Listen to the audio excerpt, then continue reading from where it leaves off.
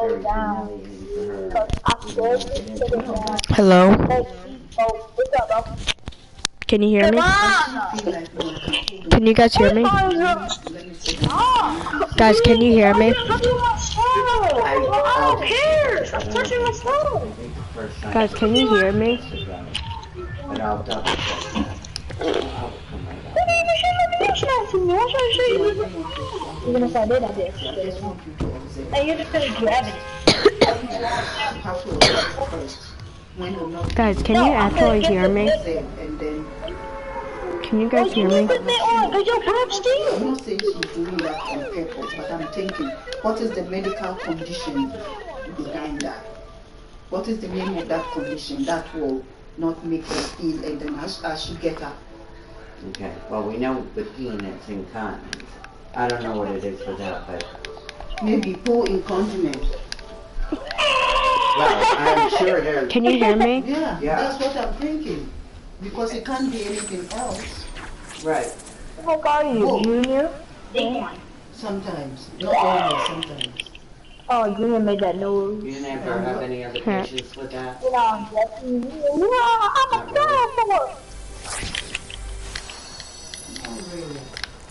Oh, shit, funny. Because it bothers me. She's sitting there, she's fine. Perfectly. Can you hear me? No problem. Who? Do you want Me. to go to bathroom? Yeah, here. I'll hear it. The moment she said yes, You can hear me? we didn't make it. Okay, good. Because my mic wasn't working before. Is it diarrhea again? This one? I was just checking. Everywhere. On her legs here, her pants, her... That's why I said we didn't make it. I found 4 maps in the same lobby. Okay. This is what I think. And I'm gonna call Donna. I think she does have a UTI. She's doing exactly the same thing she did when she had it before. And the test had come back negative. And you think she has it? And then in the end, twice, the first one beginning in the hospital before you were, it came back negative. Why are you guys all the way in Salty? No, not Salty, but Emergency. Fatal. You guys should come over here where I am. Tomato soup. Where are you? Does that happen? I'm all the way in Salty. I don't think it's a food. Oh, you don't think it's a food? No, I think Let me just get, like, a better shotgun, because, you know, it's great tech. I'm gonna help. Yeah, I have a great tech too. Don't forget me. Oh my god, there's like 5 squads over here. Run around, Falky. Okay, I'm hiding right now. Because there's like 5 squads and there's only 1 of me. I'll come over right now. I just had to get a little bit of my map. Wow, come on, man. 80%. If I had a better AR and a better shotgun, I would definitely be fighting right now, but I have a great AR, a great tact, and a... No, she's gonna run into it. Alright, You're I just think doing she what? said she's going again. Soon as you get set back in the That I'm car. gonna go. The thing that you put the paper in it is not there, so I'm gonna throw this there and wash my hand. It's not in the bathroom. What's here? The bin. That one. That crap. I'll get it. Guys, can you come over here? Don't go on now. If anybody runs into it, then you're dead. You're not living.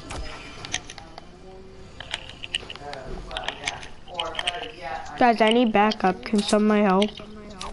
Mike, right here, man. I'm just farming up on wood. Here's a tip. No. You wanna know a tip? What? Never hit it all the way because the tree drops down. Then people can see it. Alright, I'm here right now. I know you're not gonna show. I'm not sure. What's the matter? Oh, let's do this. I'm about to fucking die. But what if I'm already dead? Johnson shotgun.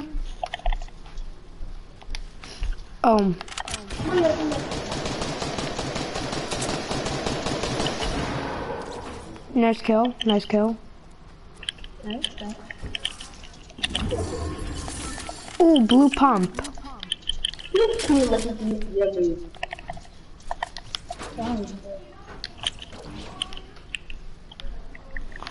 Somebody get that. Somebody get that buried treasure. I don't want it. There's two. Guys, take my med kit. Somebody take my med kit because we might need it. Hey, I don't want to take it because Oh shoot! Shoot! Shoot! What? He shot me through my own wall. Can you res me? Can you res me? Thanks. Why wouldn't I ready? Hey, go back where I don't know, because some people are tryhards and they don't res people because they're stupid. Hey, come on, I really need the med kit now, guys. Get the med kit right here.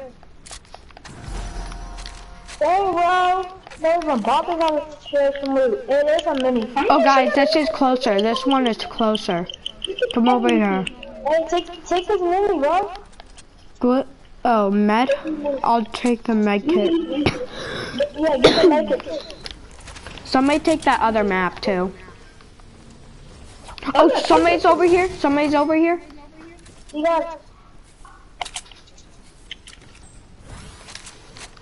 Okay. Dude, everybody come with me. Come with me. Dude, go get the mini. Like, how much was I say that, bro? Guys, I'm going to get the stuff and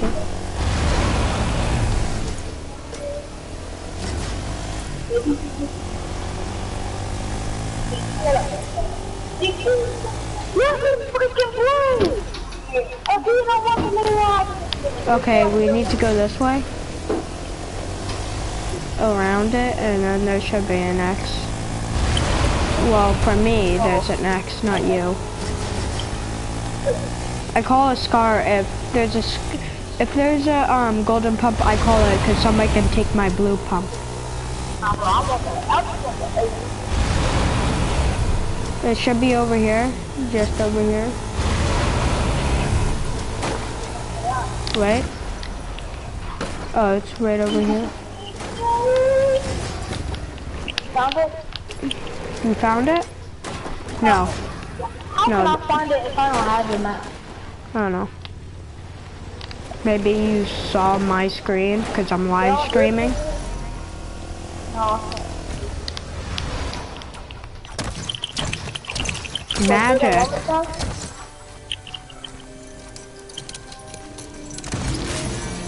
Scar. Give me the scar. Give me the scar. Give me the scar, I said. Can I have my scar? Can I have my scar back? I'll give you the scar. Okay, thank you. I need to. No, Hey, you bro, can take take this it. charger for Yeah. Hey, get off my driftboard, bro. Get off my driftboard. Get off.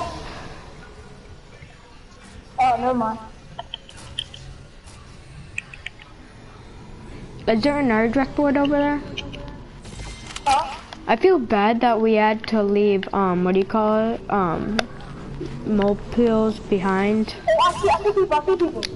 Okay, Hey, where? I guess we got it. Y'all wanna go? No. Wait, let me just snipe one. My dude, Okay. you're not gonna do that.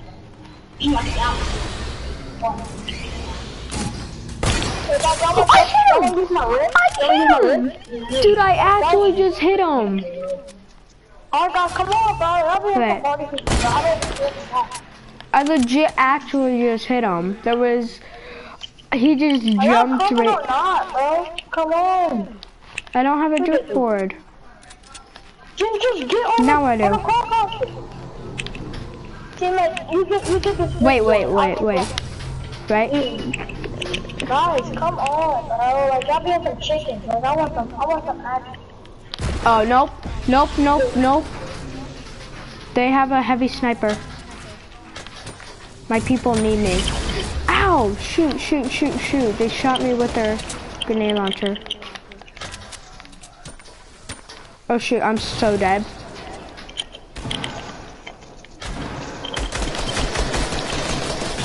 Ow, shoot. How? There's two separate squads here, guys.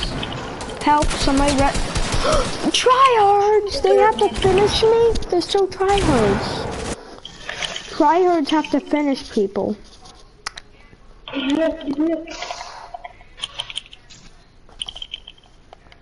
Bro, this is so stupid.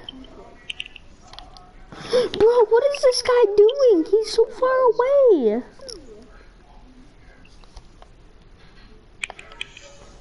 You hunt me down. I like that.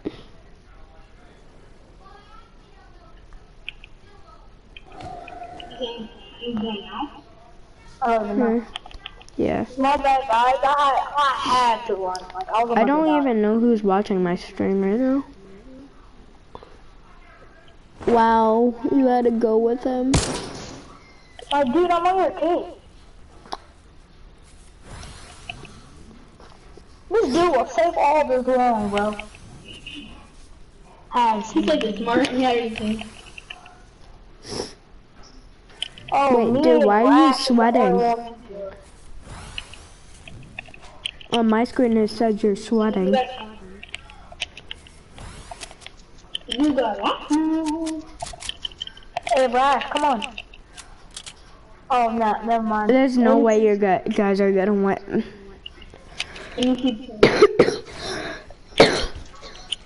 Bro, come on. Oh, heck no. Storm? Come on, jump up. Wow. Jump up. Look at this Jump up. default skin. Come on, jump on top. Bro, what are you doing? Jump on. Jump Bro! on it. He does not want to do it. What is he doing? He's gonna get himself killed. He was about to get himself killed. And you're dead. That's the person who killed me. Shoot them. Nice. Don't spam. Don't spam. Go one at a time. Okay, so on. Okay. We so lose. That guy's gonna die. I'm going in like a bubble. You're going in there like a bubble. Stop slapping the ears. Do some memes. Are you gonna do it now? MT is about to die. Dude, people right there. Shoot him. Where, No, bro? under you, kind of. Dude, where he is. There was some... Calm down. Damn, that guy.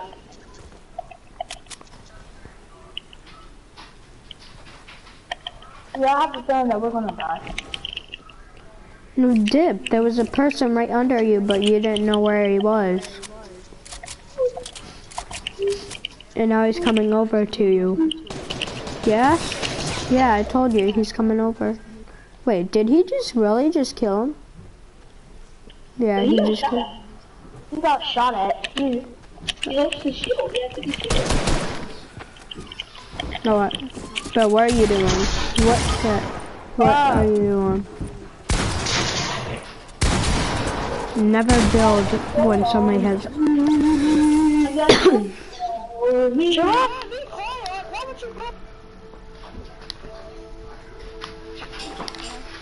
I did.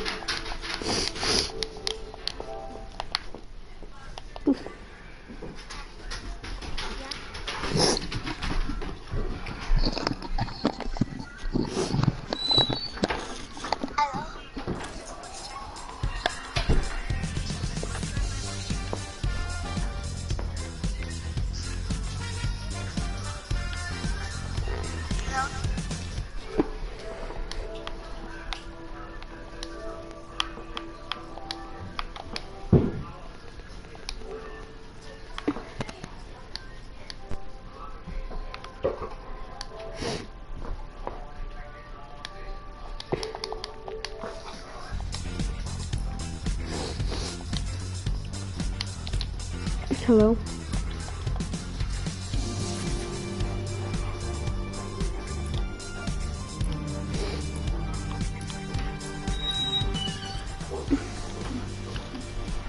Boop.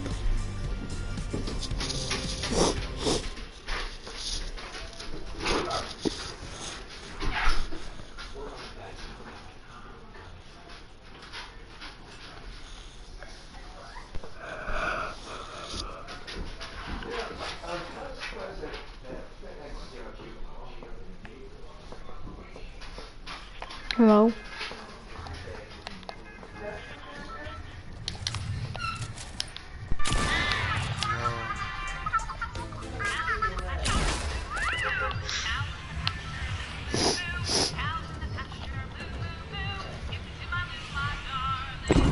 What are you playing?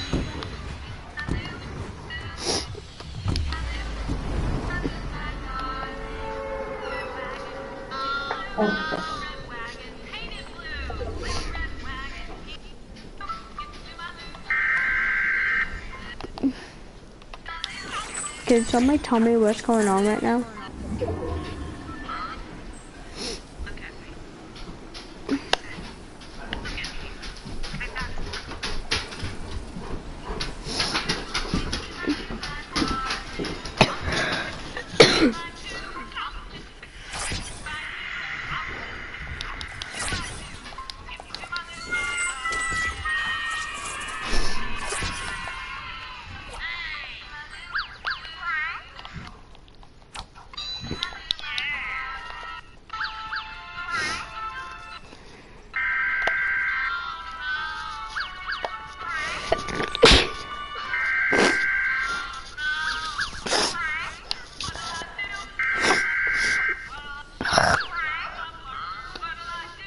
Wow.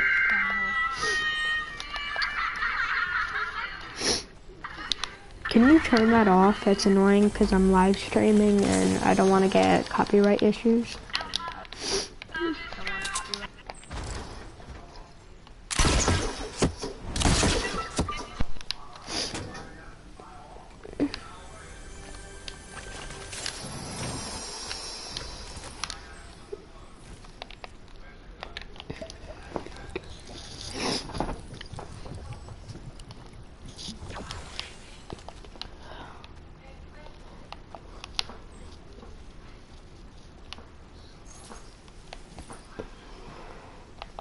Anybody want a heavy sniper?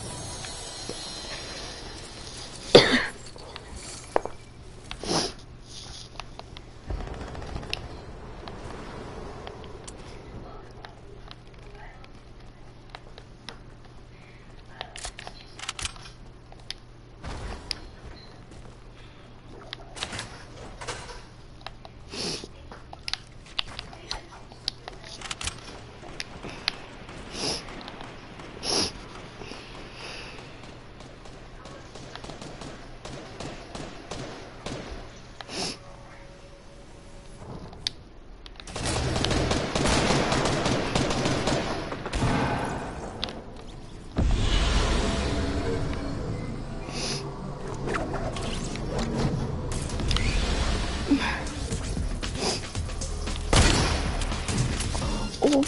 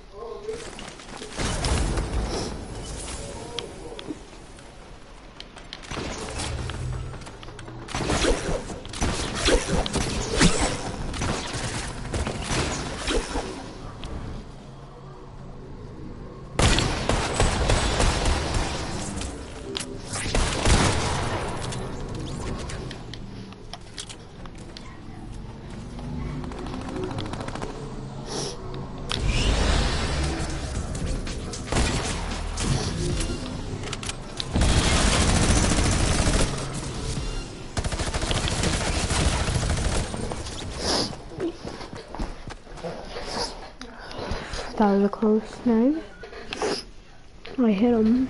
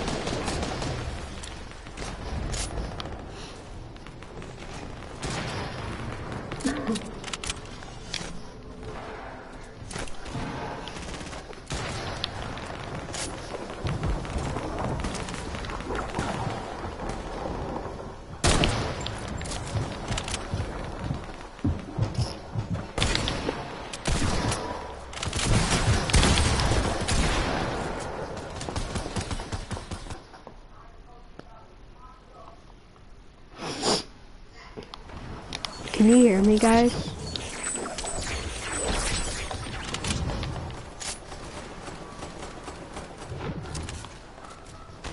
Mid-air snipe? Nope.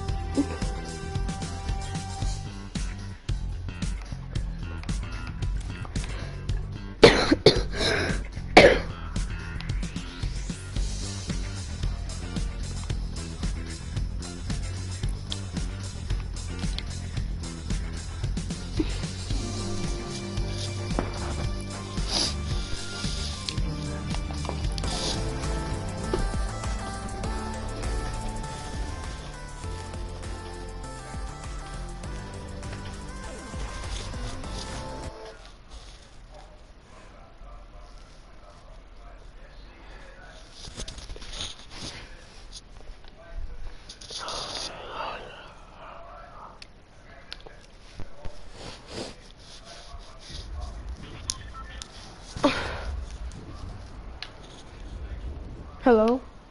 Avian. Avian.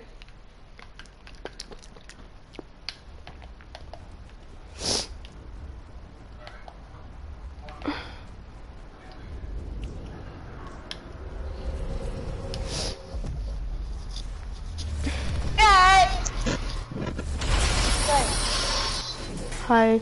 Hi. Are you in this kill? No. I'm already on 5. Oh, nice.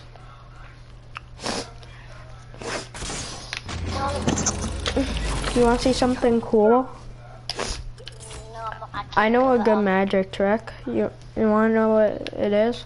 So say, do you want to see a magic trick to your friends if you're the party leader?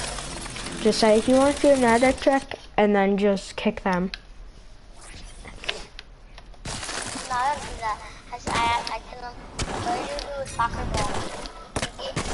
Want to play Shark Attack? Want to play Shark Attack? I don't like that. No, it's fun. I'm returning to hub. Bye. Okay, I'm gonna go. Trying to do it. It's me. Oh, we're going Shark Attack up. I'll play this. Yeah, it's fun. Then if you're like somebody. First 1 to 10 kills wins. Okay, I'm lagging. Not me. Remember, it's no scopes only. No, it ain't. I played before. Ready? If I hit this, I'm a god at sniping. Wait. I'm stuck. Done. Oh! Oh no, no scope too! You have 2? Look at it! No, it said no scope.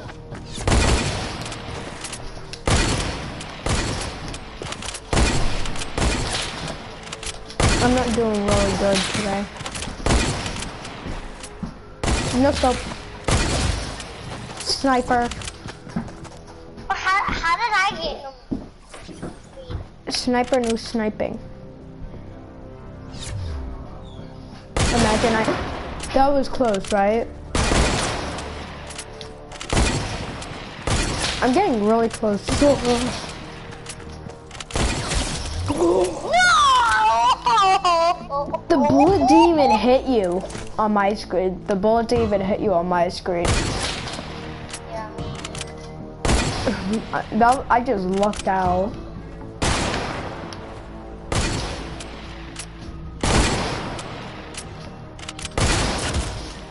You had to snipe me. What? What do you want?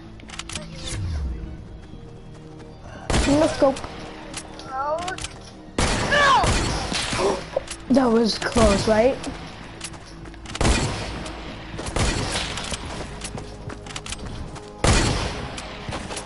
No scope. Wow.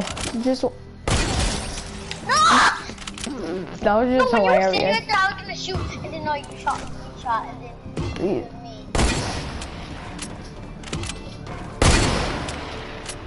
I'm really not on my game today. I've been sick all day. So that's probably why. Sniper. How many kills do you have? Oh, you have 3 kills. What? How many do you have? 4. Wow. Hey, I didn't even spawn in. No! The bullet didn't even hit you on my screen.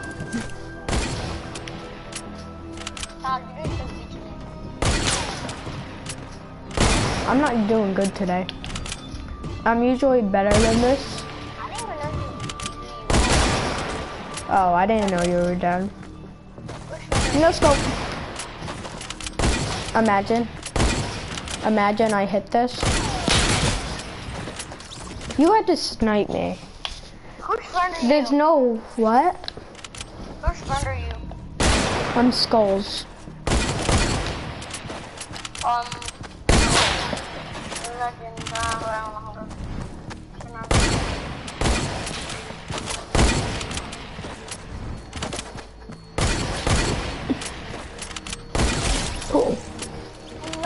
My bullets aren't even hitting you on my screen.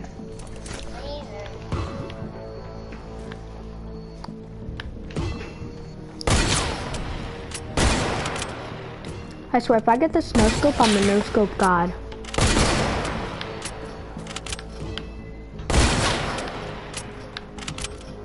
I can't aim, so it's you can aim though. You're aiming. I know you're aiming. You aim?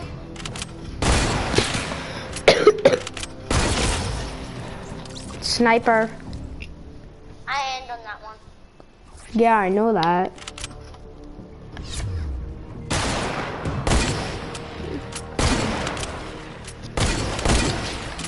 I'm having meatloaf.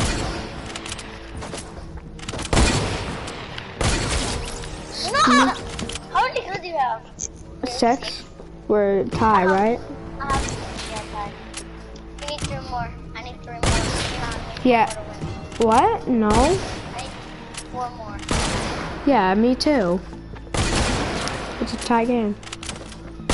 Actually, no. It's not actually a tie game because one time you aimed. What? One time you aimed. Yeah. Remember? So it didn't count, really. Now you can aim.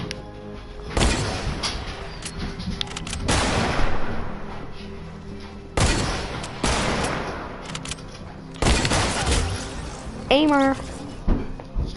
Well, yeah, you can aim if you want. It didn't say that you can or not. So you've been aiming this whole time? I've been no scoping the whole time. Wow. I'm so dead.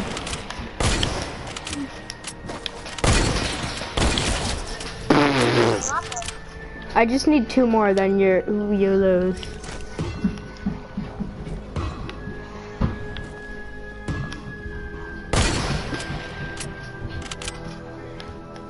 Come on. Come here. Can you see me on the boat? No. Come on, jump down.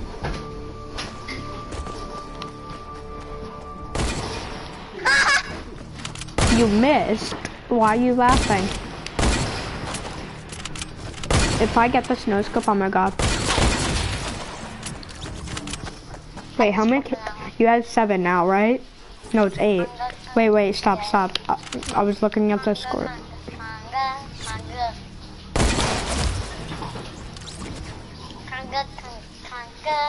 Dude, let me at least get out first.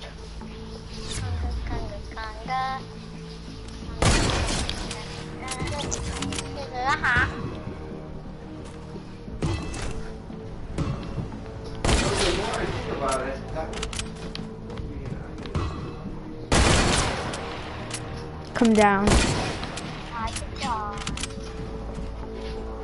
Come down. Oh. I got stuck. You saw that, right? You saw that I got stuck. Oh, come at me. I dare you. Come at me.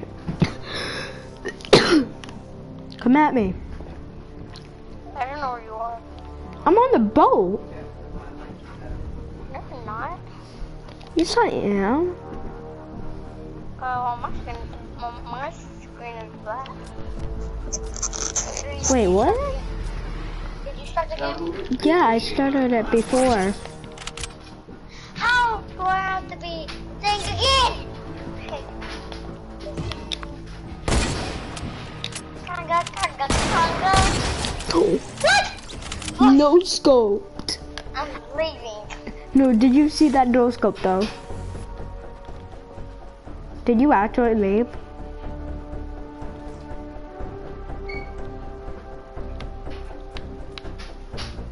Wow.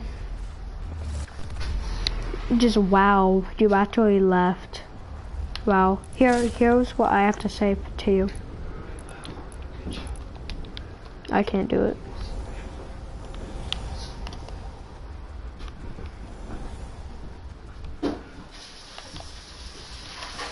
I'm leaving.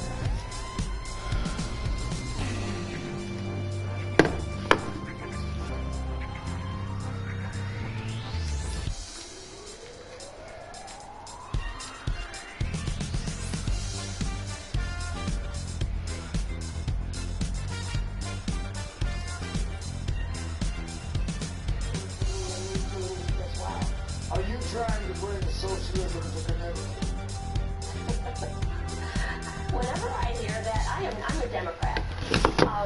What I think is happening, whenever we talk about anything that is for the people, anything that is meant to help people, it's labeled as socialism.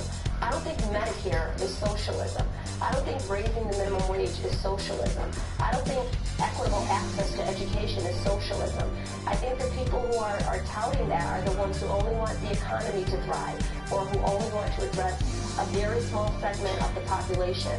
I think government should work with all people, work for all people, and by that I mean not just low class or middle income people, but also wealthy income people. But it shouldn't be disproportionate. No one group should benefit more than any other group. Let's spread it out and make sure that we are addressing the needs of all communities. All right, I want to leave it there. Thank you very much, Congresswoman Lee. Up next, Thank you. here we go again. President Trump will ask Congress tomorrow again for billions of dollars to build that wall. That's it.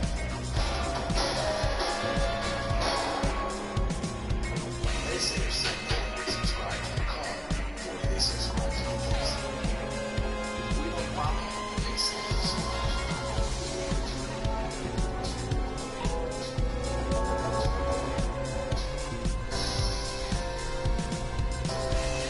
when cravings hit back. Choose Glucerna with slow-release colors to help manage blood sugar and start making everyday progress. Glucerna. At Home.com, I can choose from all their different hotel brands, like a double tree for my cousin, a Homewood Suite for my uncle, a Hampton for my sister and her kids, and the Waldorf Astoria Beverly Hills for me. Can I get it? Thank you. Book at Hilton.com and get the Hilton price match guarantee.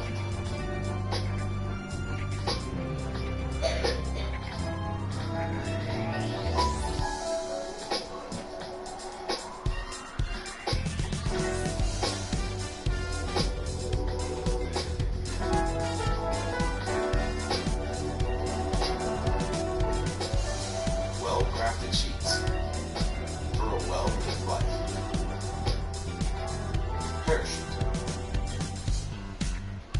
At Wayfair.com, you think that when the big stuff ships free, it's just better. Because it's better, does better, runs better, lost better, roll better, whoa better, you better, do better. Yeah, better! Oh, Wayfair has free shipping. Game changer. That's better, free better, everything's better. Learn it's free shipping for orders over $49. Shop better at Wayfair.com. Wayfair, just what I need. I've always been excited for what's next. I'm still looking for my next, even though I live with a higher risk of stroke due to AFib not caused by a heart valve problem. So if there's a better treatment that works, I'll go for that. Eliquis. Eliquis is proven to reduce stroke risk better than warfarin, plus has significantly less major bleeding than warfarin. Eliquis is FDA approved and has both. What's next? Sharing my roots. Don't stop taking Eliquis unless your doctor tells you to. And stop it increases your risk of having a stroke. Eliquis can cause serious and in rare cases fatal bleeding. Don't take Eliquis if you have an artificial heart valve or abnormal bleeding. While taking Eliquis, you may bruise more easily, and it may take longer than usual for any bleeding to stop. Seek immediate medical care for sudden signs of bleeding, like unusual bruising. Eliquis may increase your bleeding risk if you take certain medicines. Tell your doctor about all planned medical or dental procedures. Eliquis, the #1 cardiologist prescribed blood thinner. Ask your doctor if Eliquis is what's best for you. Fidelity is redefining value for investors. Introducing zero account fees for brokerage accounts. And zero minimums to open an account. We have Fidelity mutual funds with zero minimum investment. And now, only Fidelity offers 4 expense ratio index funds directly to investors. Because when you invest with Fidelity, all those zeros really add up.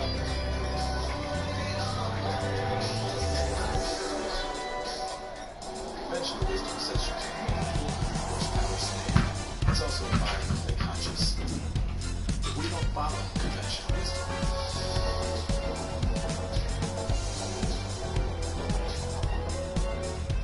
Russia, if you're listening, the Mueller report by 9/11. Ours is what do you know about Trump and Putin? Russia, if you're listening, Trump and Putin. Larry Welsh, tonight on MSNBC. President Trump is setting up his next battle with Congress Tomorrow he will release his 2020 budget. And among other things, he's expected to ask Congress for more money to build that border wall. $8.6 billion to be exact. Domestic programs will likely take a hit, and more money will be added for the military. Back when we beat Obadala, radio host and comedian, and Charlie Sykes, MSNBC contributor and editor of the Bulwark.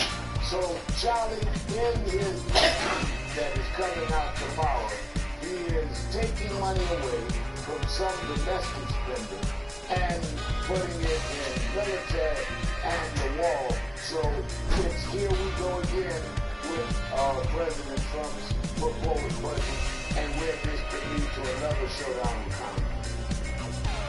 Well, the showdown he's going to lose is about to find out why the Constitution gave the House of Representatives the power of the purse. So yes, this budget is dead on arrival. What's fascinating to me is the way it's being panned by both political parties right now. Even Republicans are kind of rolling their eyes at this particular proposal. What really strikes me is that this budget doesn't pretend to balance the budget anytime soon. Here we have a Republican president proposing a budget that I don't think even envisions a balanced budget until 30 years from now. But this is sort of typical of it. And then, of course, he's doubling down on the infrastructure spending on this illegal wall. There's an opportunity for Democrats to do what we talked about earlier, to be able to highlight the different priorities, to talk about what we should be spending $8 billion on, maybe schools, maybe roads, a variety of other things, rather than the dumb technology of a wall. Now, Dean, when he comes with this proposal, you raise a very interesting point to me. Because why did he come with the emergency executive order if in fact he was going to propose this in the budget? Absolutely. You have one day you say it's an emergency. Look, if there's an emergency with southern border, he should have just requested $6 or $8 billion before he was national emergency. He should have requested the full price. We're talking $25, $30, even $35 billion. Right. You can build it piecemeal again and undermine the argument that there is an emergency. But Chuck Schumer and Speaker Pelosi said, this is DOA. It's like a rat on the third rail of the subway. It's going nowhere.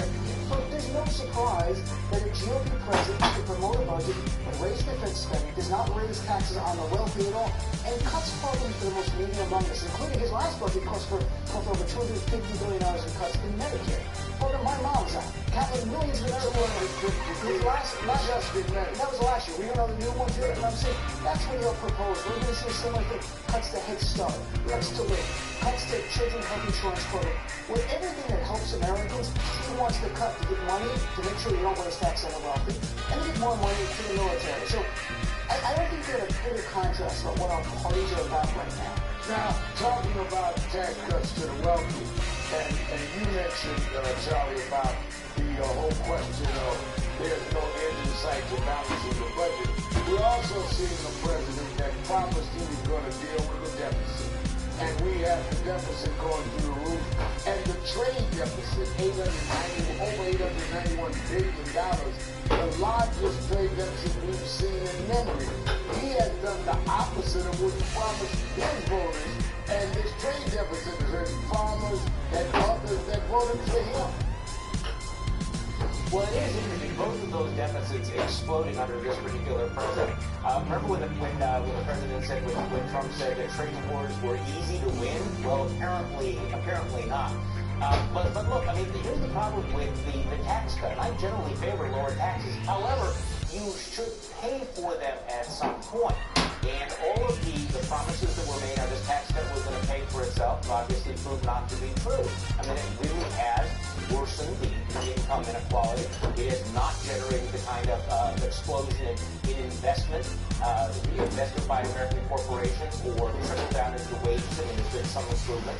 But at some point, Republicans and conservatives have to come to grips with the fact that they have tax and spend policies, but the taxing is going to go into the next generation. This is a huge intergenerational transfer of wealth. And it's amazing to me watching Republicans go going along with the rule out the local wall, the extra constitutional emergency orders and these massive deficits. Now, David, it goes back to our conversation earlier in the show. Shouldn't the Democrats be concentrating on dealing with issues like services to middle-class people that need them to deal with their own life and the life of their children, education, and other things, as well as those that are in the lower working class area. Shouldn't that be a concentration rather than arguing about who's far left, who's progressive, who's on first, who's on second? I cannot agree with you more, Rick. That's exactly what Democrats should be doing. So look what the Republican vision is. This Donald Trump budget is just aspirational and never get impacted. But it defines what he what he wants, and what the GOP today wants, which is still giving special treatment to the wealthy, not raising taxes on them, cutting programs for people who are in need across our nation, Medicare to Medicaid to Head Start. And we are the party that's going to fight for people and equality. You know, Charlie talks about the inequality kind of growing. Americans are following this. They might not follow $1.9 trillion deficits. Right. They understand that the inequality gap is growing, which is why over 70% of Americans support higher taxes on the wealthy. Years ago, they may have been considered too far left. Right now, you have a majority of Republicans saying this is ridiculous. So, yes, we have to go out there and talk about how we're going to help people. And, you know, plus, calling up double standard of the GOP, we're not giving anything to President Obama. Anything? Because the deficit, we're going to give it with this thing. Well, I've got to go, but whatever happened to all of those jobs and investments in the infrastructure that we were going to see from the wealthy if they got their tax cut? I'm still waiting. I haven't seen any. Oh, they went and bought more stock in their company. That's where the money went. Thank you, Dean and Charlie. Up next, my final thoughts. Stay with me.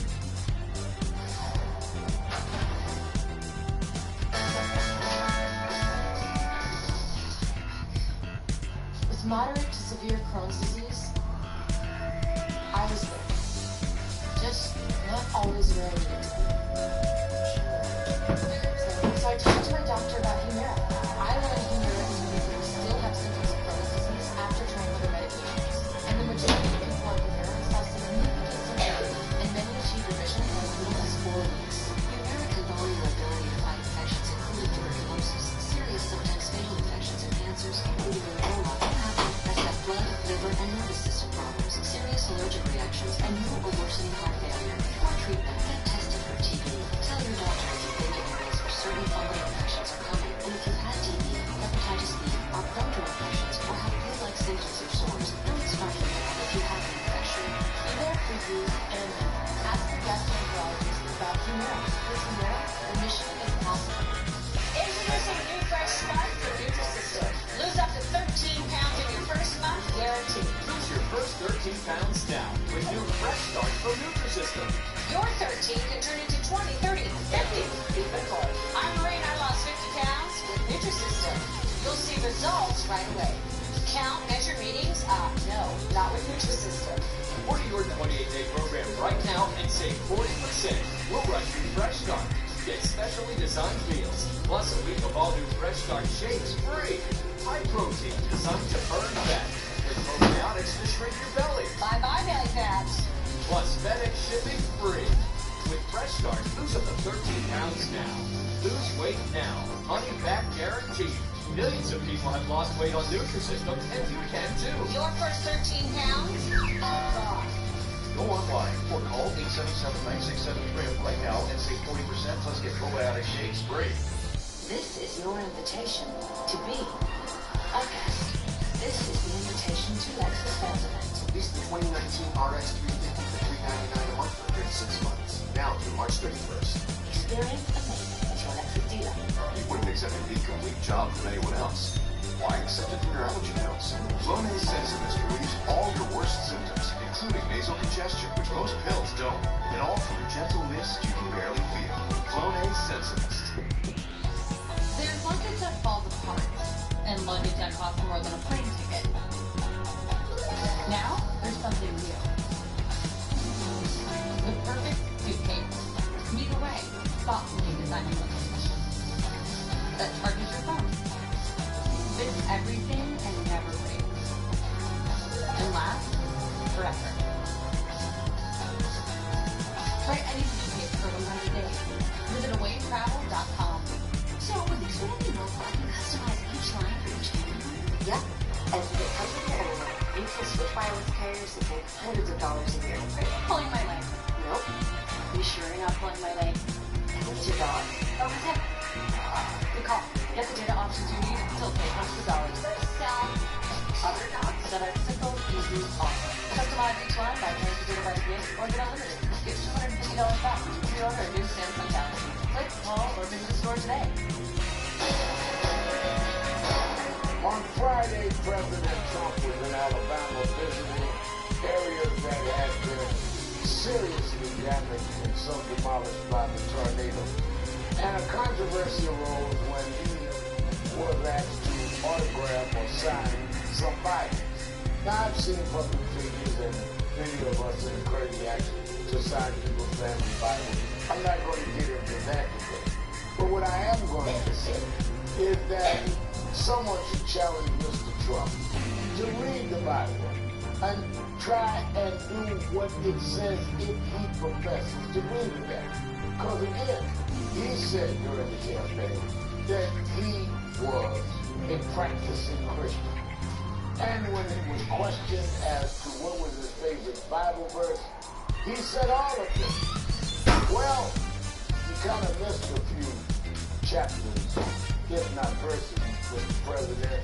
You know, the prophet talks about how we deal with poor people and how we deal with people that are treated unjustly and how we're supposed to be good Samaritans and how we are supposed to do unto others as they would have them do unto us. What about idolatry and about serving ourselves in terms of riches and trying to build these great palaces of opulence in the face of people that have nothing? You want to sign the Bible? That is one thing. I suggest you open up and begin reading. Or next time you ask, don't profess to be one that practices this.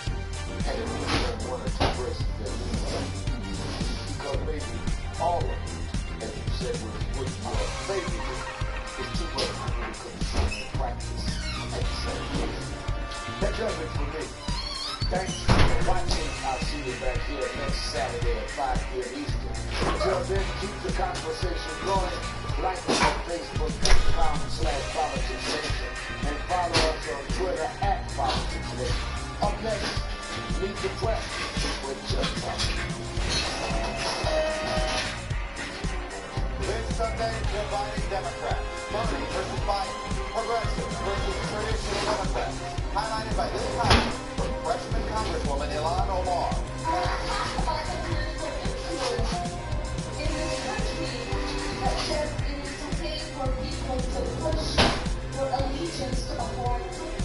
Some fellow Democrats fear bigotry. The use of anti-Semitic language and images can never be tolerated. Others rush to her defense. What I hear is her trying to uplift my grandmother in Palestine, in the West Bank. The debate exposing real fissures in the Democratic Party with implications for 2020. My guests this morning, Democratic Senator Sherrod Brown of Ohio and Representative Liz Cheney, chair of the House Republican Conference. Plus, waiting for Biden. Sherrod Brown, not running. Michael Bloomberg, not running. Both likely out because they expect Joe Biden to get in. I have not made the final decision, but don't be surprised. So what is Biden waiting for? And pardon me, did Michael Cohen ask President Trump for a pardon? I have never asked for it, nor would I accept a pardon. Unless the stone-cold lies. I'll talk about that, the surprise Manafort sentencing, and the latest on the Russia investigation with the chair of the House Intelligence Committee, Adam Schiff. Joining me for insight and analysis are NBC News Capitol Hill correspondent Casey Hunt, Robert Costa, moderator of Washington Week on PBS, Maria Teresa Kumar, president of Voto Latino, and the former Republican governor of North Carolina, Pat McCrory. Welcome to Sunday. It's Meet the Press. From NBC News, the longest running show in television history. This is Good Sunday morning. Never mind that President Trump's campaign chairman is going to prison, and then Mr. Trump and Michael Cohen argued this week over which one of them is lying about a possible pardon.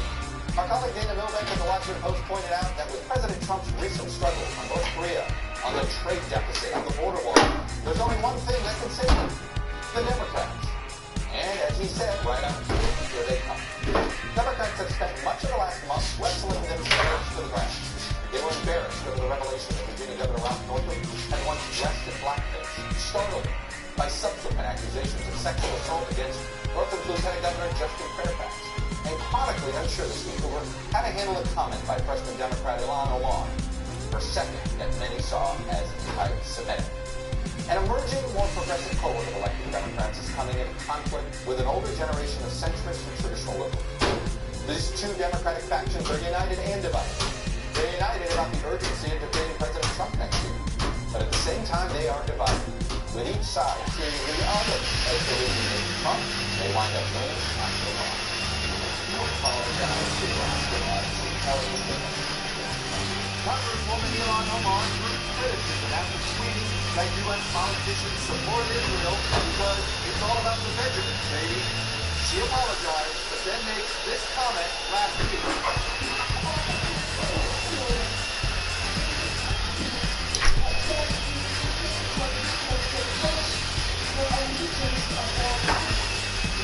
Loyalty can't be patriotic members of the country in which they live. Some progressives defended Omar, pointing to anti-Muslim slurs against her, like this flyer in West Virginia. Have you had your garden? No?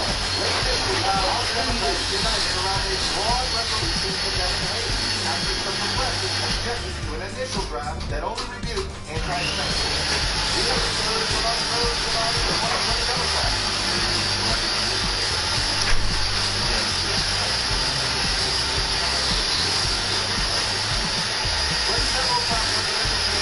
While condemning anti-Semitism, said Omar was unfairly targeted.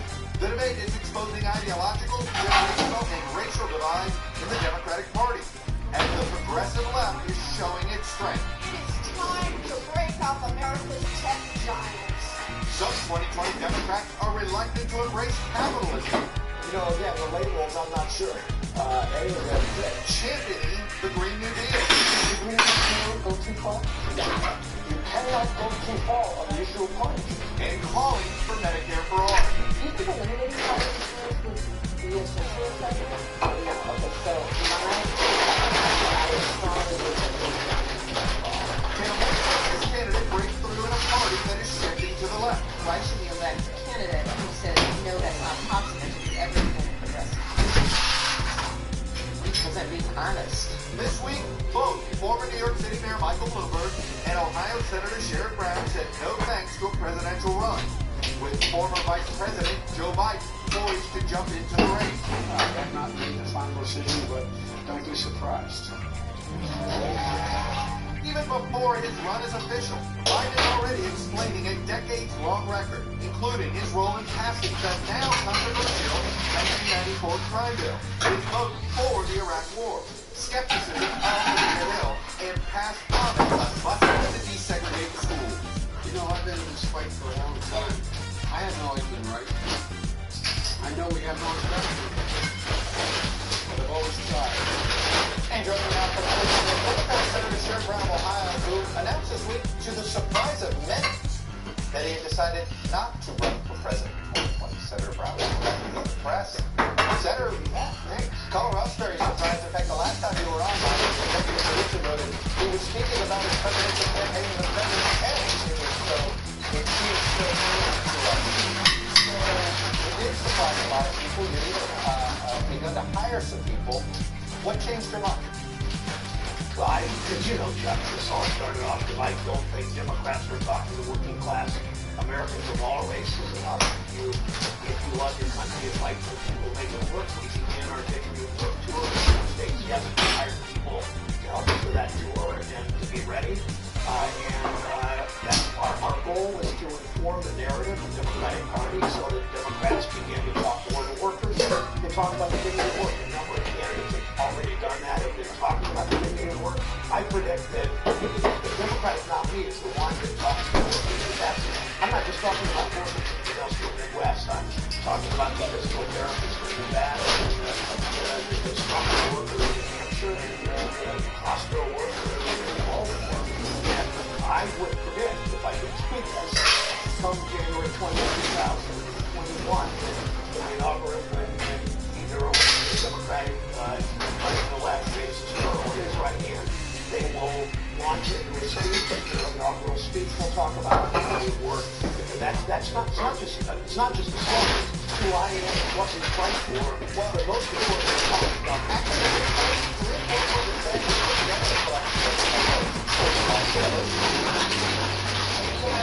Reward and recognize the dignity of work. Right. Dignity all working career professionals. We've got to give it the dignity of the work that is being performed.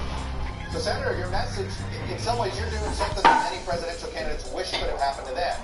Your initial message begins to resonate to the point where you've got competitors stealing your line. So let me ask you this, how do you not run? It was resonating, and you still said no. Well, it's resonating, and I'd say mission accomplished, but I'm not done yet. I can do that better now for the Senate. I mean, we spent 3 months talking about the dignity of work. I'll continue to do that. I went to the floor right after I announced I wasn't going to run and talked about civil rights and voting rights and worker rights and a Supreme Court that puts its thumb on the scales of justice in favoring corporations over workers and health insurance company over sick people and Wall Street over consumers. I will continue that economic populist fight always through the eyes of workers. It's what we are as a party. I think I can drive that better from the Senate than I can as one out of 15, 20 presidential candidates. But I'm curious, when was the last time you talked to Joe Biden? October. So you haven't talked to him recently? This wasn't him calling around letting people know he's running? I know that that's been reported, but the people that reported that never called me, never called Connie, never called Sarah Benson, my chief of staff, never called Jimmy, my chief executive director. I like Joe Biden, I just haven't talked to him. And people ask me, almost everyone in the state, is Joe Biden getting in, having any impact in their decision? And my answer was always zero. So when people were assessing your candidacy, you were seen as one of these folks that could bridge this divide. You're a guy that figured out how to win in a red state, but also had kept to some progressive principles. In fact, here's what you told the nation in an interview very recently, just before you decided not to run. You said, if I run, I'll be the only Democrat on the stage who will have voted against the Iraq War, who will have voted against the Defense of Marriage Act, which it means, and for marriage equality, and who will be pro-choice 100% over the years. What was interesting there, it seemed to me it was your way of saying, hey, I'm an experienced Democrat, but I'm also on the progressive side of the league in ways that other Democrats, referring to Joe Biden, were not. I was referring nobody in these I don't care, Mike. Been a strong progressive for years. I will carry that back to the Senate. I will be part of this presidential campaign in terms of calling out this president, this police operating. Populism is never racist and anti-Semitic. Populism doesn't divide people. Populists don't give tax cuts to the richest people in the country and then try to cut Medicare and Head Start. And I will point out how this president Those other guys are not staying in next time, so you can plan on that tomorrow. And I will continue to make that case for the Senate from travels around the country by not yet supporting any president, but moving the debate forward about doing more. But let me ask you this. I don't care where you move them, put them in the basement. To the left, that it might scare some voters in Ohio. Well, I hear these stories. That's the story of the day about the the more important story. Everyone's taking this. Continue to move to the right. But they're not staying up in that bedroom. So the trades workers. For another week, they can't stay up there until 7 days. Or it's a week now? They don't have a vision. They don't follow his racist actions and the trade workers. Yeah, but first you tell me that. That's the story. What's that? So the cat there and I walked in the bathroom and his cat food on the counter. In 1996, essentially, when it wasn't a popular thing to do, you voted against it. You got a wife who doesn't like it, but you don't care. Joe Biden had comments about busing and desegregation of schools that are popping up in portions in the 70s. You could make an argument that was the mainstream Democratic Party position, perhaps, in the 70s. Should those comments matter to voters in Iowa, to Democrats in Iowa in the 21st century? Well, it doesn't really matter what Chuck Todd or Sheriff Brown thinks about whether they matter to voters. They matter to you? Well, it matters, but preference matters to me. The candidate that is talking to me, I go back to what are they going to do about talking to workers and the dignity of work. I want to see dignity of work not just part of this campaign, not just a slogan, not just what these candidates talk about. I want to make sure they govern based on the dignity of work. So regardless of the kind of work you do, whether it's about wages, it's about benefits, it's about workplace safety, it's about child care. As in the Nevada, in the Culinary Workers Union Hall in Las Vegas, I was there 3 or 4 weeks ago, their slogan is one job should be enough. I want to hear workers start talking about that one living wage job should be enough with health care, with retirement, with child care, with safety in the workplace. That's everything to me in this race. And that's a winning message, and it's the way we should govern starting in 2021. Senator, I'm going to close with the same question I asked you at the beginning. I still didn't really hear an answer on why you didn't run. Is it simply you didn't want to do it? I think we were successful in moving forward as we have. I was talking to some people about this, and you can run 3 different ways. You can run as ego, where you get up every day and, oh my God, I got to do this, and I didn't want to be that. You can run as the anger candidate, I didn't want to be that, or you can run as a sort of optimist, joyful candidate, the way I try to do my job in this country. I think I can do that better and continue with the 2 and 4. Senator, you're saying you can't run for president joyfully. That's what I think I could do it better in this room. Fair enough. Leave it at that. Senator Sherrod Brown. You're sure you can't. Down below. Well, that I appreciate it. Sunday morning, come along and you sprung forward. That I appreciate. Even time changes, you can make you get up an hour earlier. Senator, I think the broadcast is later if people don't know how early you got up. Leave your Ohio colleague, John Kasich. You guys know how to talk to your Ohio voters. Thank you, sir. Much appreciated. Join me now as the chair of the House Republican Conference. Thank you, Patrick. I want to start with what happened in the House this week. Because it was a bit of a surprise. You voted against this broad resolution. And while your criticism of the resolution, I totally understand, but you were the minority in your party. Did your fellow House Republicans make a mistake by voting with the Democrats on the resolution? No, look, I think that there were 2 ways we could have gone. Some of the people in our conference clearly looked at it and said there's nothing objectionable in the resolution. My statement made clear that was my view as well. But I decided to vote against it because I think it was really clearly an effort to actually protect Ilhan Omar, to cover up her bigotry and anti-Semitism by refusing to name her. Democrats have yet to take any action to remove her from her committee.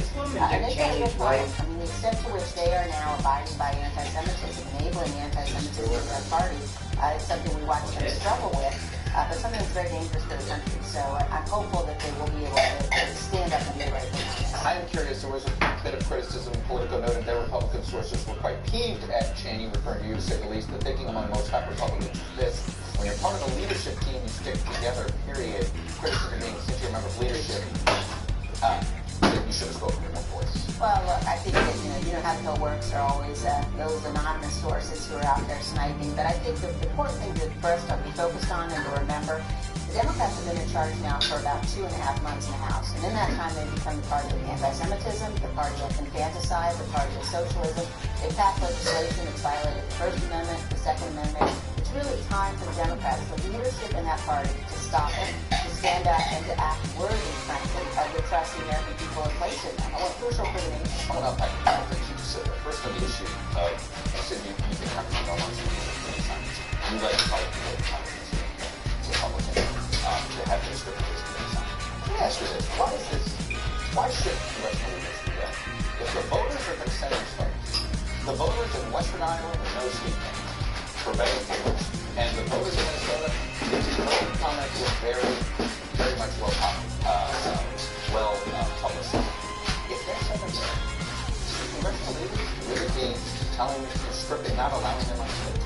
Yeah, I think that the point is voters send them there. Nobody is saying we're going to expel them. We respect the decision voters made. But there are certain things that are part of our public discourse. White supremacy is one of those. And anti-Semitism, the history in terms of what happens when you don't stand up to the evil, the history in terms of how quickly words turn into something much more horrible when it comes to anti-Semitism. As a nation, we must at all times stand up to it. And the kind of anti-Semitism that you're seeing now from Ilhan Omar, and that has been supported by her colleagues, is the kind of anti-Semitism that really has the ability to creep in and become normalized in our discourse, and we have an absolute obligation not to let that happen. Well, there's actually an anti-Semitism that has creeped into our discourse. So look at George Soros, okay? The Republican and conservative attack on George Soros over the years, like Kevin McCarthy had a full one tweet that implies that he was essentially trying to buy this or buy that. That's gotten mainstream in ways 4 years to the point where George Soros has some bad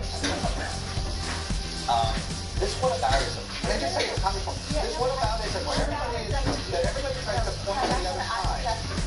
And it gets the whataboutism absolutely should not go on. And everyone, including Leader McCarthy, has stood up absolutely firmly to condemn anti-Semitism. The things that need to be focused on here, though, is that the Democrats in the House of Representatives, and even some of the Democrats themselves, are completely frustrated with the fact that the leadership is, they are protecting her. You know, this isn't just being silent. They are protecting her by failing to put a resolution on the floor that names her and that strips her of her committee assignment. Instead, they put a resolution on the floor which she then went out and said, this is a tremendous victory for me.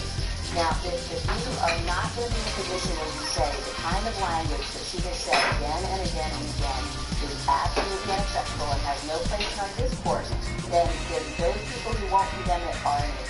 There was some concern by singling her out and only make her a target, and they But I'm sorry, but my point is we are getting. You've been describing that way. You've described that way that you're wrong. You've described it that way that you're wrong. When you have a situation in this country and around the world where we have seen this global rise in anti-Semitic attacks, where you have the kinds of attacks that we had on synagogue here in the United States recently, that is the moment when you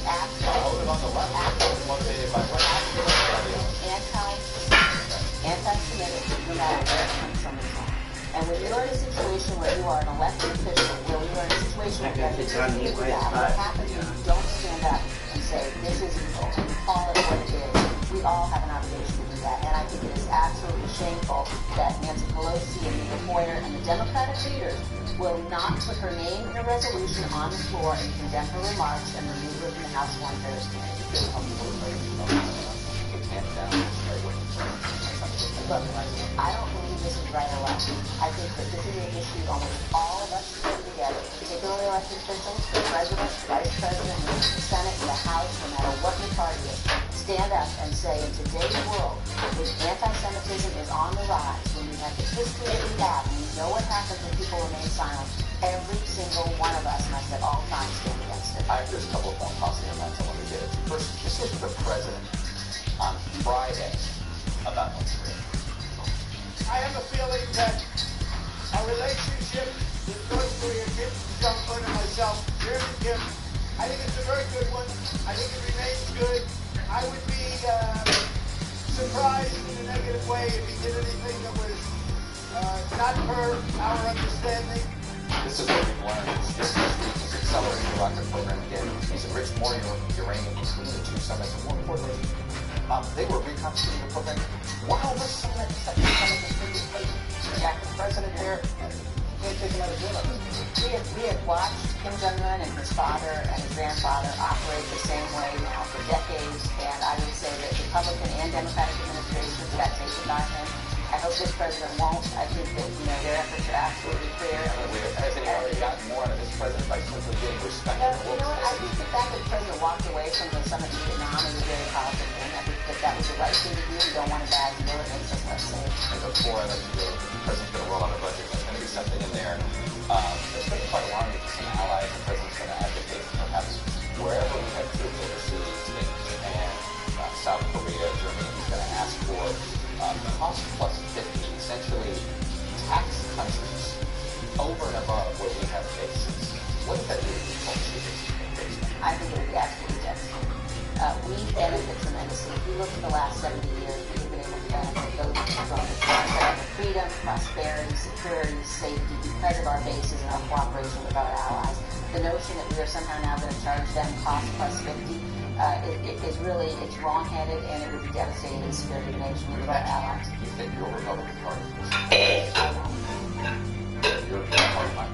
well. I think it's going to be very important for us to make sure that people understand the danger that that will do to our relationships and to our fundamental security. Our security, we've been able to protect it because of our alliances and because we've been able to work with countries. And we should not look at this as though somehow we need to charge them or rent or for the privilege of having our forces there, because that does us a huge benefit as well. When we come back, Democrats are going through the same growing pains Republicans did with the Tea Party event. It's hard to keep competing factions happy. That and the waiting for Biden campaign.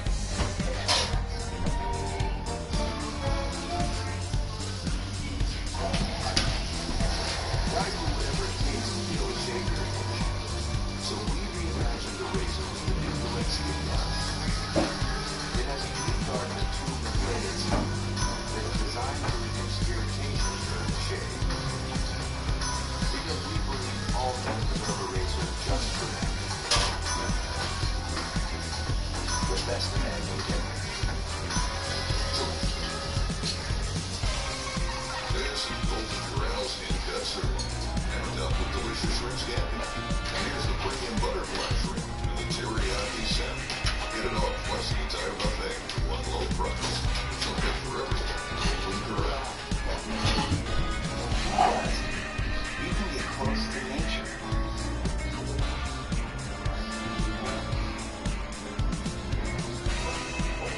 Close to history.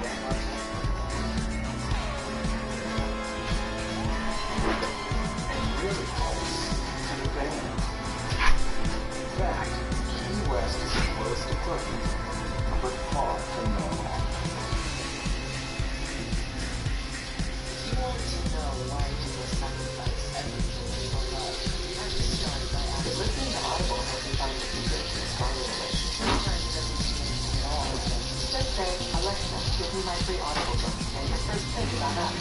So the first 2 things, it took me first. She was affected to the side and said, you got it. She was silent, she was in the pocket. Very softly. What? Yes, strength to my arm. I feel muscles. Whoever can bless me, let me help show you the way. One girl's going to step, the whole world benefits. Thank the role model who inspired you. Thank you. Create your own thank you at thankyourolemodel.com. My son forgot his steak. Then my combo meal gave me the heartburn blues. Rolling made it all night. Roll-In starts working as fast as now, so you can take control of even the worst parts. Get your groove on with Roll-Ins. Imagine feeling fearless when you walk into the dentist. Imagine a mouthwash that strengthens your enamels while preventing cavities up to 70%.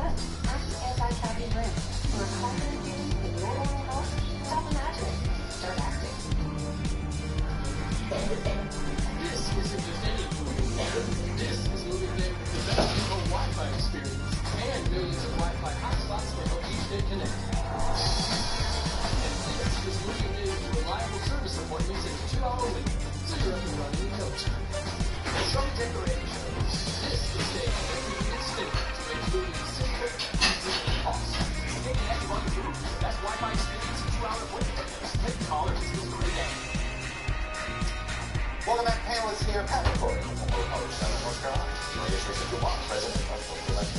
Casey Hunting, Catholic Postmaster, and host of Casey's MSS Gravitas, moderator of Washington Region on PBS. Casey, let's set that first the hill before we get to the president, because the hill debate is going to be the presidential race. Let me play Nancy Pelosi on Alone. The incident that happened was, I don't think our colleague is anti-Semitic. I think she has a different experience in recent days, doesn't understand that some of them are fraught with meaning that she didn't realize. But nonetheless, that we had to address. I will say the Speaker Pelosi gives me my favorite excuse. She has a different experience. that is easily now going to be one of my favorite phrases. This is not easy. It's not easy, Chuck. I think the one thing when you speak with members of the Democratic Party who are frustrated with how their own party handled this, there are a lot of Jewish and non-Jewish Democrats, frankly, who are upset that this resolution was as broad as it was.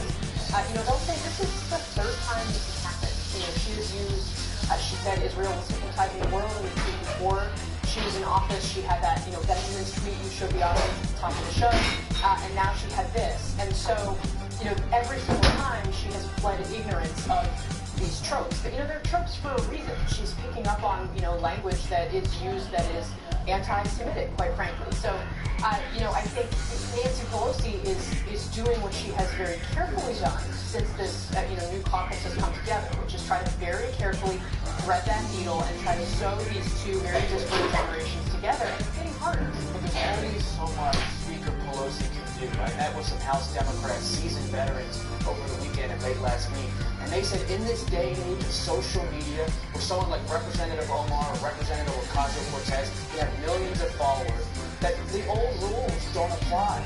And so Speaker Pelosi may try to cobble together legislation to send a message to voters, but the people who have political capital inside this party are those with social media followers.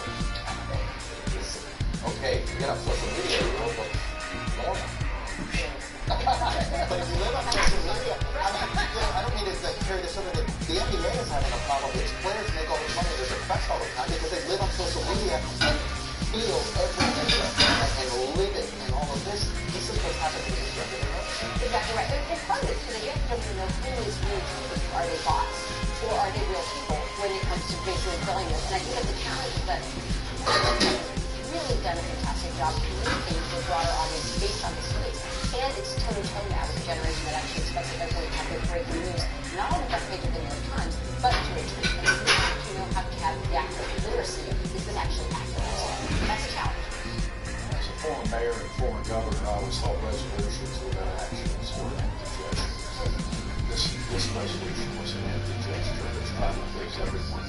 Pleasing nobody. The problem is with these new millennials, I call the AOC millennials, is not only do the millennials think they have all the answers, they think they already have wisdom. And Nancy Pelosi's of the world have wisdom, and they're trying to explain to these younger people, wait a minute, I'm the old person, and they cannot make that argument. All right. Bring it on. There you go. Bring it on, Casey. I mean, honestly, I think that the leaders can learn something from the newer. I take your point that, they have not had the kind of experience in government, and I think to a certain extent, there are going to be consequences for some of the actions they take on social media in kind of the universe of trying to get things done. But on the other hand, I think that old guard doesn't really understand the power that they bring. By the way, guys, I want to insert somebody into here really quickly. First of all, the Times set it up really well. The Times said, this is the debate in the Democratic Party. What you guys are arguing about. Do Americans simply pine for pre-Trump equilibrium, less chaos, and more consensus? Or do the yawning disparities in these times call out for a more transformational administration? Okay. Now listen to AOC yesterday. Listen to this. Moderate is not a stance, it's just an attitude toward life. The mess is like worship now, so what? That's not the case. But when I want to be, there's another person that brought out AOC millennials against the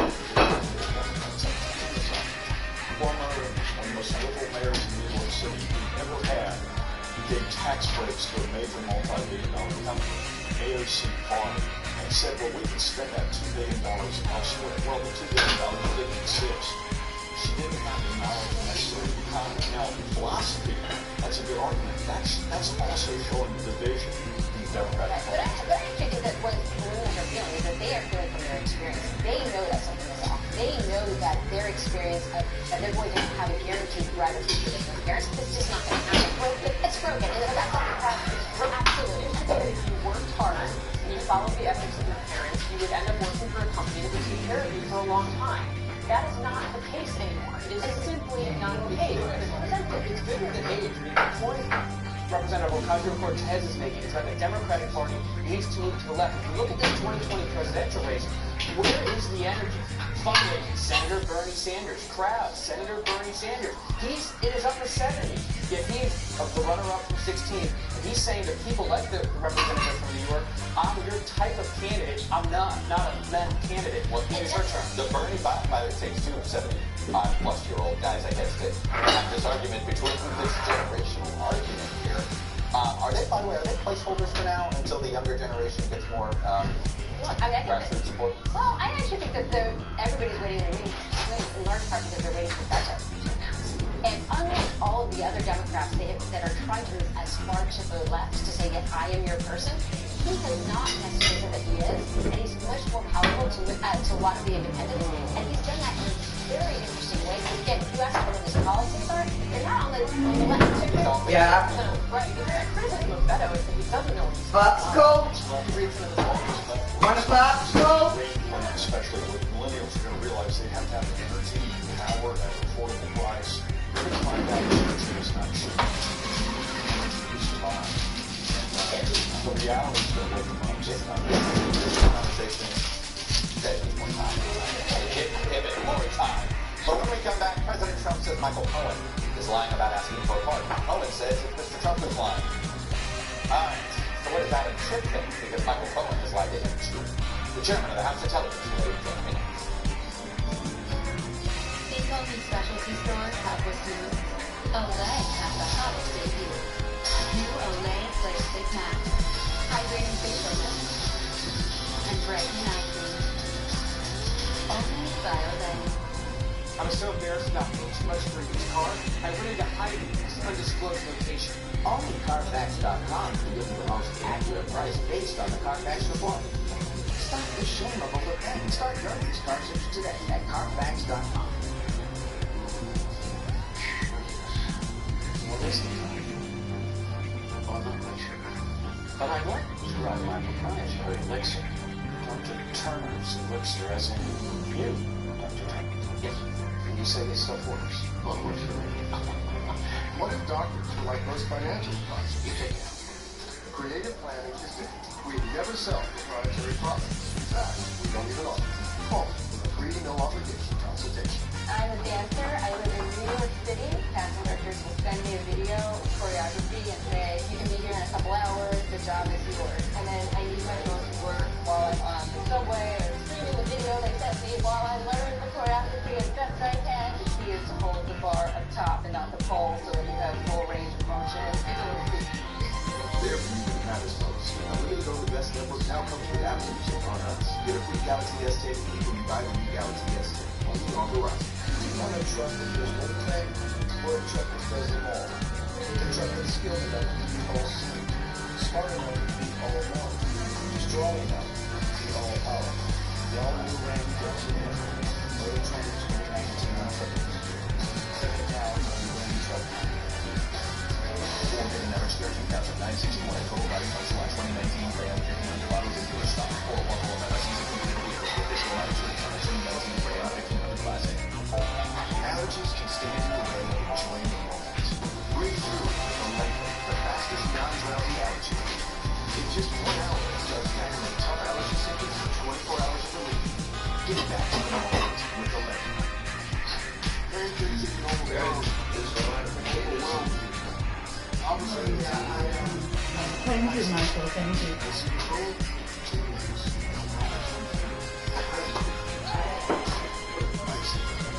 Where do you see your party then? It's going to be how do we think government should work and who do we think government should work for? You at the time were personally opposed to the death penalty. Are you still? My entire life and I still am. Would you commit to choosing a woman as your vice presidential candidate? Do you have views on whether or not your district should be in Syria in any sort of long run? Does it give you a way to talk to people who might be much more conservative than you are on these issues now? Okay. Welcome back. This was a week in which we saw President Trump's former campaign chairman Paul Manafort get sentenced to prison. Think about that for a moment. The man who won't share Donald Trump's secure nomination of the Republican convention was sentenced to 47 months in prison, with sentencing in another case coming this week. We also saw Mr. Trump and Michael Cohen each call the other a liar over whether Cohen sought a pardon from the president. There's a lot to chew on. We're going to turn to the chairman of the House Intelligence Committee, Adam Schiff, who joins me now from Los Angeles. And on Spring Forward Day, I'm very grateful for you getting up that extra hour early. Congressman Schiff, welcome back to you, Professor. Thank you. But let me just start with the basic question here. Who's lying, the president or Michael Cohen, when it comes to whether Michael Cohen asked for a pardon? And more importantly, did Michael Cohen lie to Congress again? Well, the central question of our investigation is why did Michael Cohen lie before our committee about Moscow Trump Tower? Why would this be in his interest? Was this something that he did alone, or were there others involved in it? And there are reasons to believe that this was not a lone decision by Cohen. What we are looking for is corroborative evidence. And the reason why this whole Moscow Trump Tower issue is so central to our investigation is that it explains, or potentially explains, the president's bizarre affinity for Vladimir Putin. And that is that he stood to make more money from this transaction than any deal in his life, and sought the Kremlin's help to make it happen while concealing this from the public. That still may be an animating principle for the president. He may believe that when he leaves office, that he still wants to build this tower, and while that may not be criminal, it is nonetheless corrupt and distorts our policy. So, that is certainly the central question for us. In terms of who's telling the truth between Michael Cohen and the president, we know that the president has made probably over 1,000 false statements about the Russia issues. And here we're going to simply have to find what corroboration we can to find out where the truth lies. I was just going to say, is it safe to say you can't take Michael Cohen at his word on anything?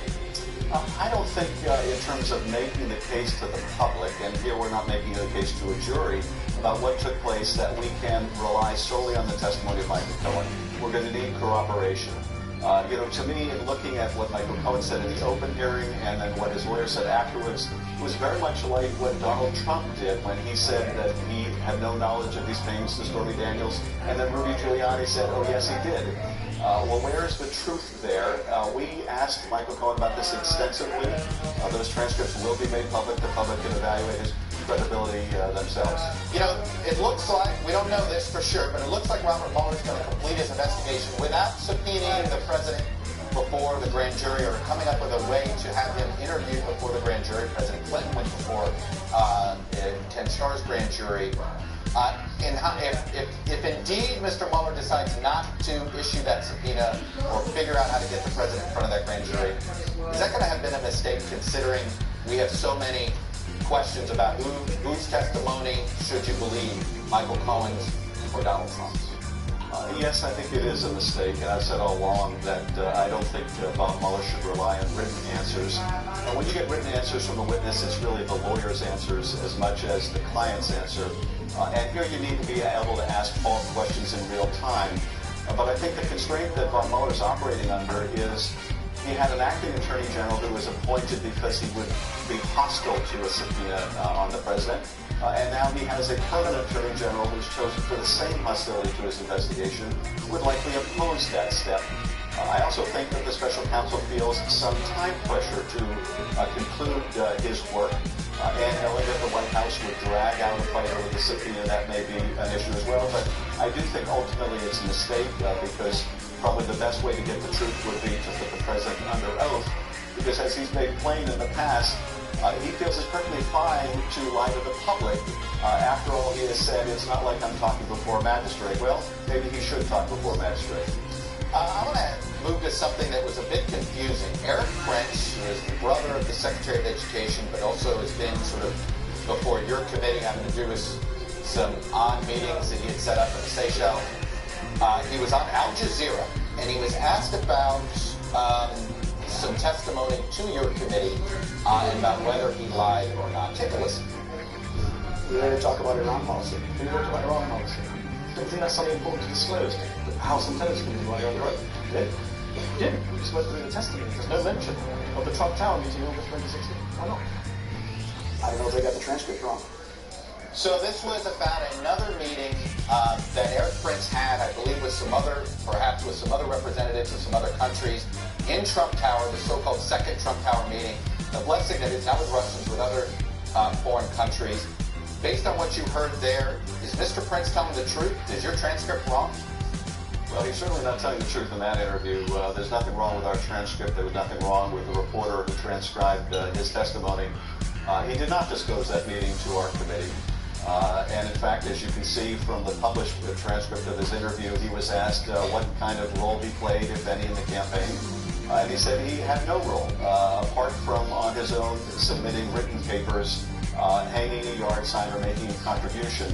And he was also asked about any substantive policy conversations that he might have had. So his interview certainly looks inconsistent with his testimony. Bob Mueller has that testimony already. And Bob Mueller will have to make the decision about whether that rises to the level of deliberate falsehood. But we had questions at the time of his testimony about his candor and his how forthcoming he was, and those questions have only been heightened now. What's your concern about what he was doing? Well, the concern is that, this is another concealed meeting. This is another discussion that took place in the context of the meeting that he had in the Seychelles. There have been persistent questions about whether the UAE was playing a back-channel role to the Russians during the campaign, and those were a lot of the questions that we were asking him about. So clearly, this meeting at Trump Tower with these players was of direct interest to our committee. So why conceal it? Why withhold that information if there was nothing improper, no improper purpose in it? There are a lot of deeply concerning and unanswered questions around Eric Prince and his involvement with the campaign.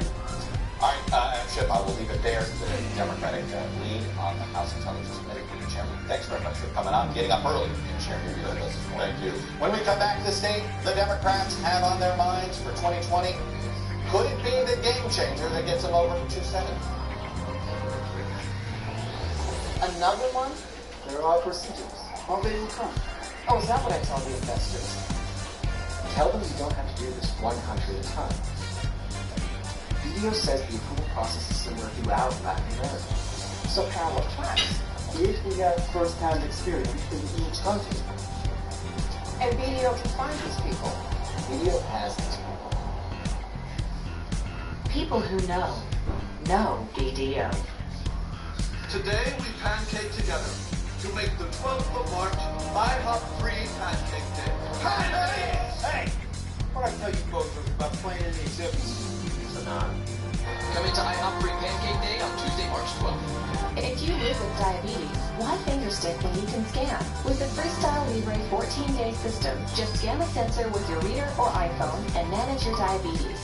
With the Freestyle Libre 14-day system, a continuous glucose monitor, you can check your glucose levels anytime without fingersticks.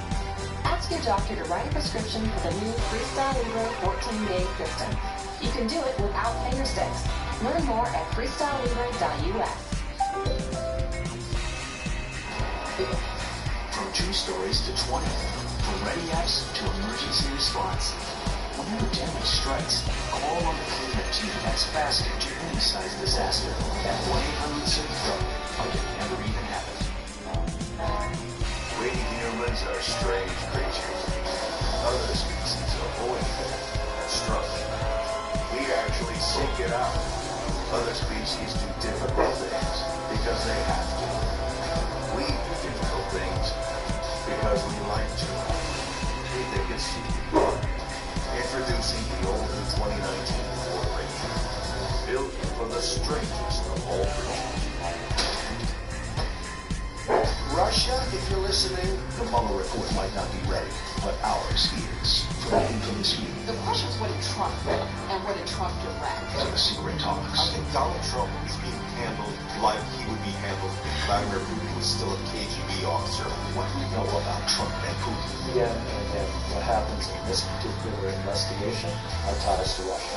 Russia, if you're listening, Trump and Putin at 9, followed by headliners Robert Mueller at 10, tonight on MSNBC. You're watching MSNBC. I want to offer some advice to you, the viewer, as we enter the presidential campaign. What should count most for us doing the covering and for you out there making the decisions about who to support and vote for ultimately is who will they fight for, what will they fight for, can they be trusted to do what they say? Everything else is noise. And trust me, there will be an awful lot of noise in the next 22 months.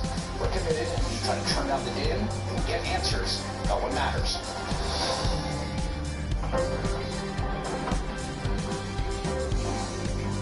Welcome back, Data Download Time. Heading into the 2020 election, Democrats are excited about the opportunity for an electoral pickup. Not Texas, not Arizona, but Georgia. That's right, as states that haven't voted for a Democrat for president since Bill Clinton in 1992. Let's look to Cobb County. It's a suburb of Atlanta, part of which Newt Gingrich represented, and the rapidly changing politics of the last few years. In 2012, Cobb County voted for Republican Romney for president by a whopping 12 points. Just 4 years later, it swung to Hillary Clinton, and she won the county by just 2 points. And before you say, oh, that's just the Donald Trump anomaly, realize that this past November, Stacey Abrams, the Democratic candidate for governor, won Cobb County by nearly 10 points. So a 22-point swing in just 6 years. What's going on? Went down to Cobb County to figure it out. Yeah, it's changing. I know Cobb County was for Republican. Now we've got a lot of move-ins, and it's getting a mixture now, like Georgia's becoming a mixture. You know, I sort of like it with, you know, the Republican part of it. It's true, Cobb County has seen a ton of people move in the last few years. Between 2010 and 2017, Cobb County's population grew 9.8%, outpacing growth in Georgia as a whole. In that same time, Cobb County has grown more diverse, with increases to both the African American and Hispanic population. More residents also have college degrees, and median household income has gone from $66,000 to $72,000 per year. The more telling data may be where the transplants to Cobb County are coming from. Of the top 20 counties that people moved to Cobb from since 2012, 13 are from outside the state of Georgia, and 15 of those counties voted for Hillary Clinton, including Queens, New York, LA County, and Miami-Dade. This is just Cobb County, of course, but you can see a lot of these changes in the other suburban counties where the vote has also swung towards the Democrats in and around Atlanta. So, is Georgia ready to be a swing state again? The younger crowd is definitely going to go toward this. I have no doubt that a progressive candidate can remain statewide. If Georgia's been a swing state before, I think it's moving towards that way again. I just can't imagine not being a red state. I really can't. We'll find out soon enough. Coming up, Paul Manafort, a controversial sentence, and that claim that he's lived an otherwise blameless life. This is your wake-up call. If you have moderate to severe rheumatoid arthritis, month after month, the clock is ticking on irreversible joint damage. Ongoing pain and stiffness are signs of joint erosion. Humira can help stop the clock. Prescribed for 15 years, Humira targets and blocks the source of inflammation that contributes to joint pain and irreversible damage. Humira can lower your ability to fight infections. Serious and sometimes fatal infections, including tuberculosis and cancers, including lymphoma, have blood, liver, and nervous system problems. Serious allergic reactions can yield or worsen heart failure. Tell your doctor if you think areas where certain fungal infections are common, and if you've had TB, hepatitis B, are prone to infections or have flu-like symptoms or sores. Don't start Humira if you have an infection. Help stop the clock on further irreversible joint damage. Talk to your rheumatologist. Right here, right now. Humira. Discover? Hi, what's the Social Security alert? Where did we find your Social Security number on the dark web? Hey, because I was a little worried about the information you gave. My social was 875 Okay, I see. Somebody thinks it's hilarious. Free Social Security alerts from Discover. This is Golden Corral's hand-cut sirloin, now topped with delicious shrimp scampi. And here's the premium butterfly shrimp and the teriyaki salmon. Get it all, plus the entire buffet for one low price. There's something for everyone. Golden Corral. America is a land of opportunity and choices, and at American Furniture, we set ourselves above. Hundreds of furnishings and thousands of styles, colors, and fabrics, and precious, good, pleasure, and experience that will help you make a choice that you're comfortable with. And it's all in one of the largest furniture showrooms in southern New England, over 48,000 square feet.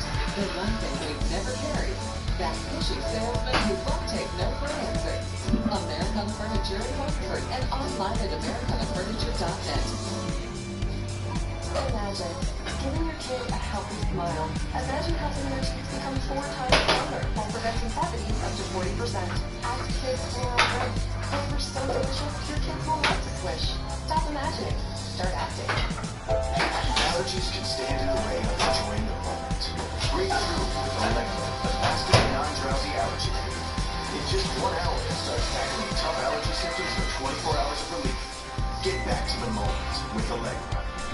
Back now with Endgame, when the Des Moines Register found out we were leading with the Democratic divide, they of course decided, oh, we should hurry up and get a poll. I don't think that was the order of events, but let me put up the Des Moines Register poll that's out this morning because it's going to have everybody talking, and it's both meaningful and meaningless all at the same time. We see who the top 2 candidates are, Biden and Sanders, only ones in double digits. Warren at 9, Harris at 7, and in case you're wondering, right below Harris is Beto at 5. Booker and Klobuchar, the only other two, is over 1%. What is interesting there, Robert Costa, is the fact that you can tell that buzz is everything. Bernie's numbers went up 6 points from the last time we found, and what's the difference between the last time and this time? Bernie's in the middle of an election tour. So these things will continue to move as it comes. And Senator Sanders, if you watch him closely right now, he's running as a movement politician. He's gotten rid of the traditional consultants like Tad Devine. He has built a movement from his 2016 campaign. And you look at Senator Warren, she has a message. Break up the big companies, go after tech. But it's a crowded space on that left side of the Democratic Party. You know, Chuck, one of the most interesting things I think is in that poll is that if you look at the numbers for Biden, the biggest chunk of them, if you ask who their second choice is, the answer is Bernie Sanders, which is pretty remarkable. And, you know, I do think... I thought so, too. It shows you they're the mainstream of the party, the two of them together. Potentially, yes. And frankly, Bernie Sanders' fundraising means that he is going to be a factor. I mean, he has a core of supporters. You know, I'm not sure it's big enough to win in many big states, but if he polls, 20, 25% consistently, he's going to have the money to go the distance.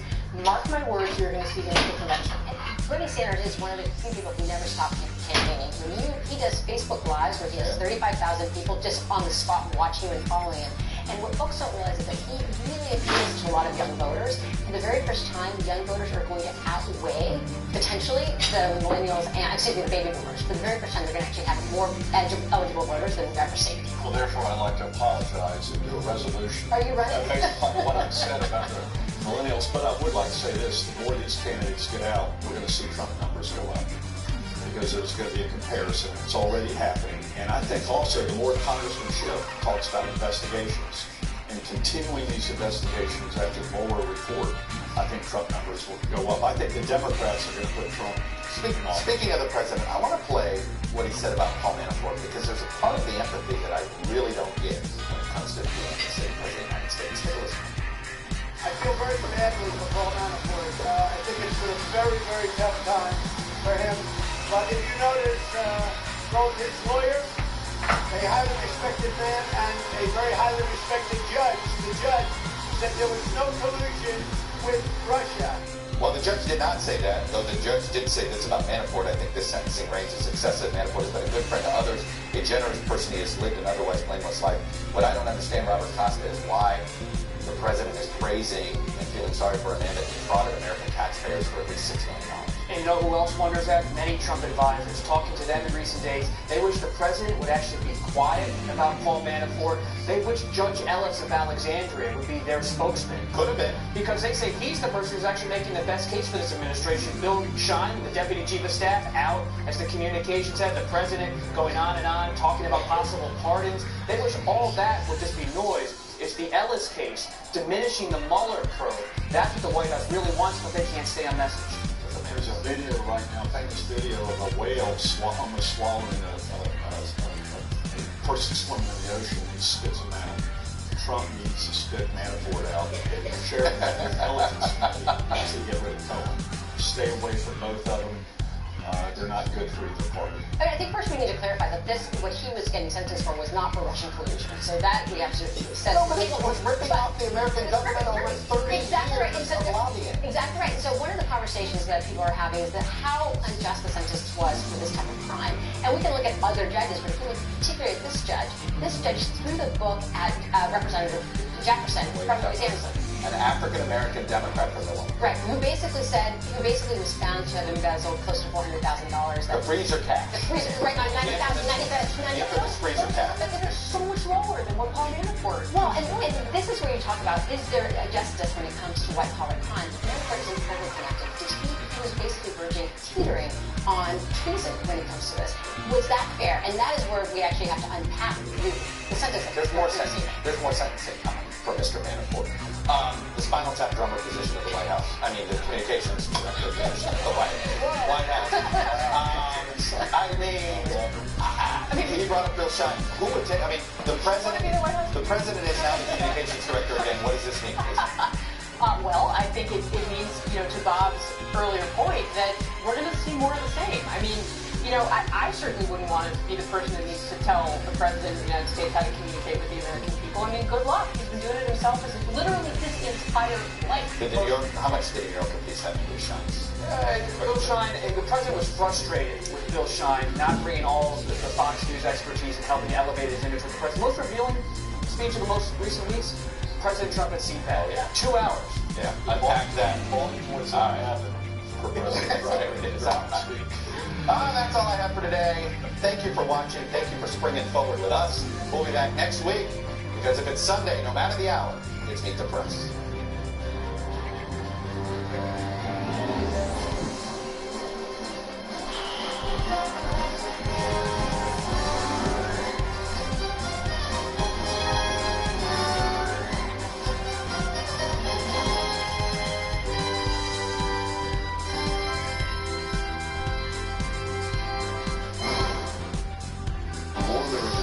NBC News than any other news organization in the world. I've always been amazed by what's next and still going for my best, even though I live with a higher risk of stroke due to AFib, not caused by heart valve problem. So if there's a better treatment than warfarin, I want that too. Eliquis. Eliquis is proven to reduce stroke risk better than warfarin, plus has significantly less major bleeding than warfarin. Eliquis is FDA approved and has both. What's next? Feeling in a nice one. Don't stop taking Eliquis unless your doctor tells you to, as stopping increases your risk of having a stroke. Eliquis can cause serious and, in rare cases, fatal bleeding. Don't take Eliquis if you have an artificial heart valve or abnormal bleeding. While taking Eliquis, you may bruise or easily, and it may take longer than usual for any bleeding to stop. Seek immediate medical care for sudden signs of bleeding, like unusual bruising. Eliquis may increase your bleeding risk if you take certain medicines. Tell your doctor about all planned medical or dental procedures. Eliquis, the #1 cardiologist prescribed blood thinner. Ask your doctor if Eliquis is what's next for you. Guys do whatever it takes to deal with shave hair loss. So we reimagined the razor with the new Gillette Skin Guard. It has a unique guard between the blades that's designed to reduce irritation during the shave. Because we believe all men deserve a razor just for them. The best a man can get. Gillette. I don't keep track of words, and I don't know it for years, but what I do count on is Boost. Delicious Boost High Protein Nutritional Drink has 20 grams of protein along with 26 essential vitamins and minerals. Charlotte. Boost High Protein. Charlotte. Family taco night is a heartburn night you can plan for, but surprise pizza at the office means heartburn you didn't expect. Zantac works when you need it. It relieves or prevents heartburn in as little as 30 minutes and lasts up to 12 hours. Zantac. Eat your way, treat your way.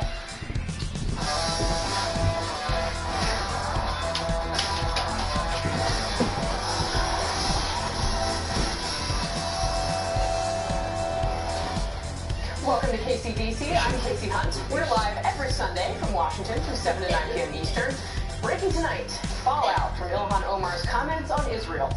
Now, Axios reports President Trump told a room full of donors, quote, the Democrats hate Jewish people.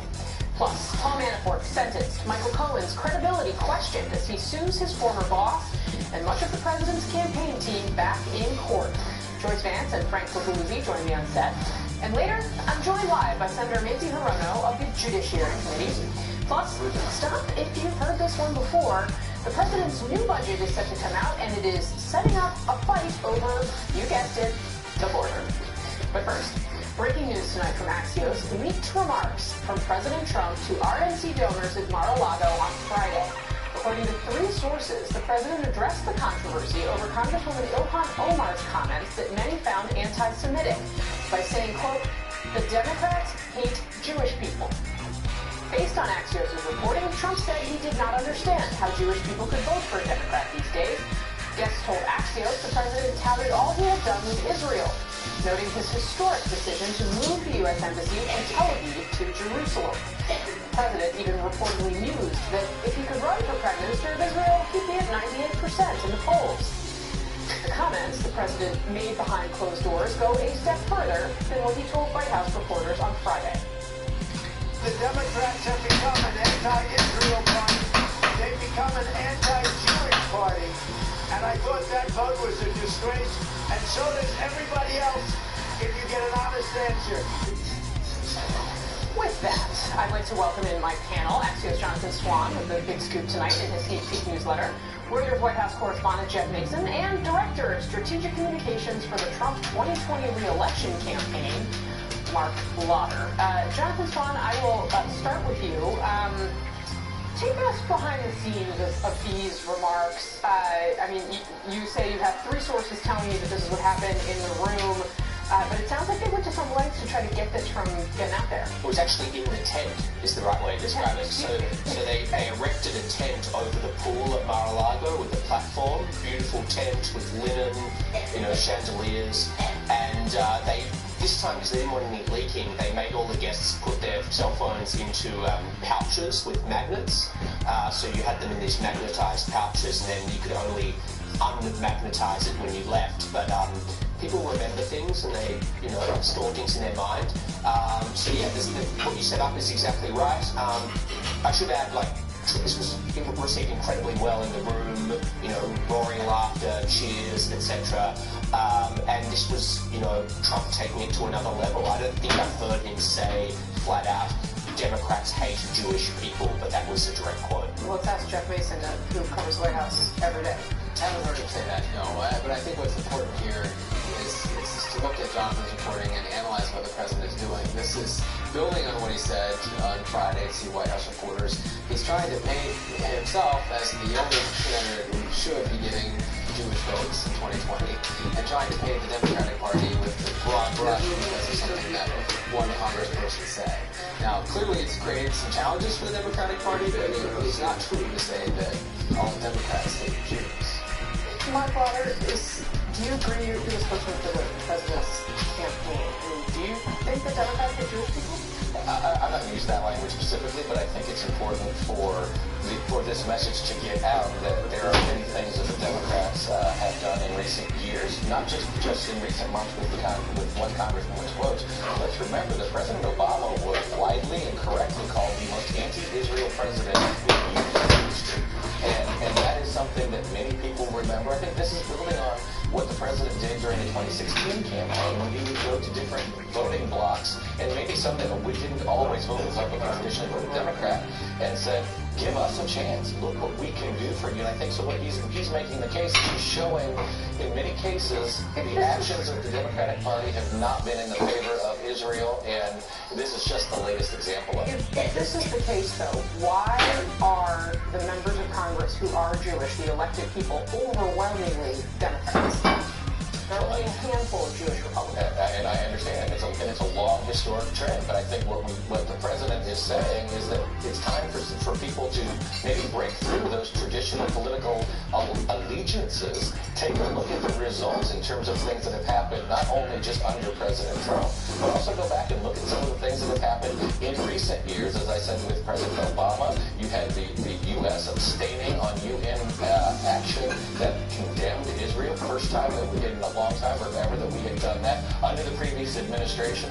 There are a lot of things that the Republicans and President Trump's doing that's pro-Israel. And do you think that adds up to Democrats hating Jewish people? I think that there has been a lot of anti-Jewish action and sentiment and anti-Israel action and sentiment that has been shown by Democrats in recent years, and that the president highlighted.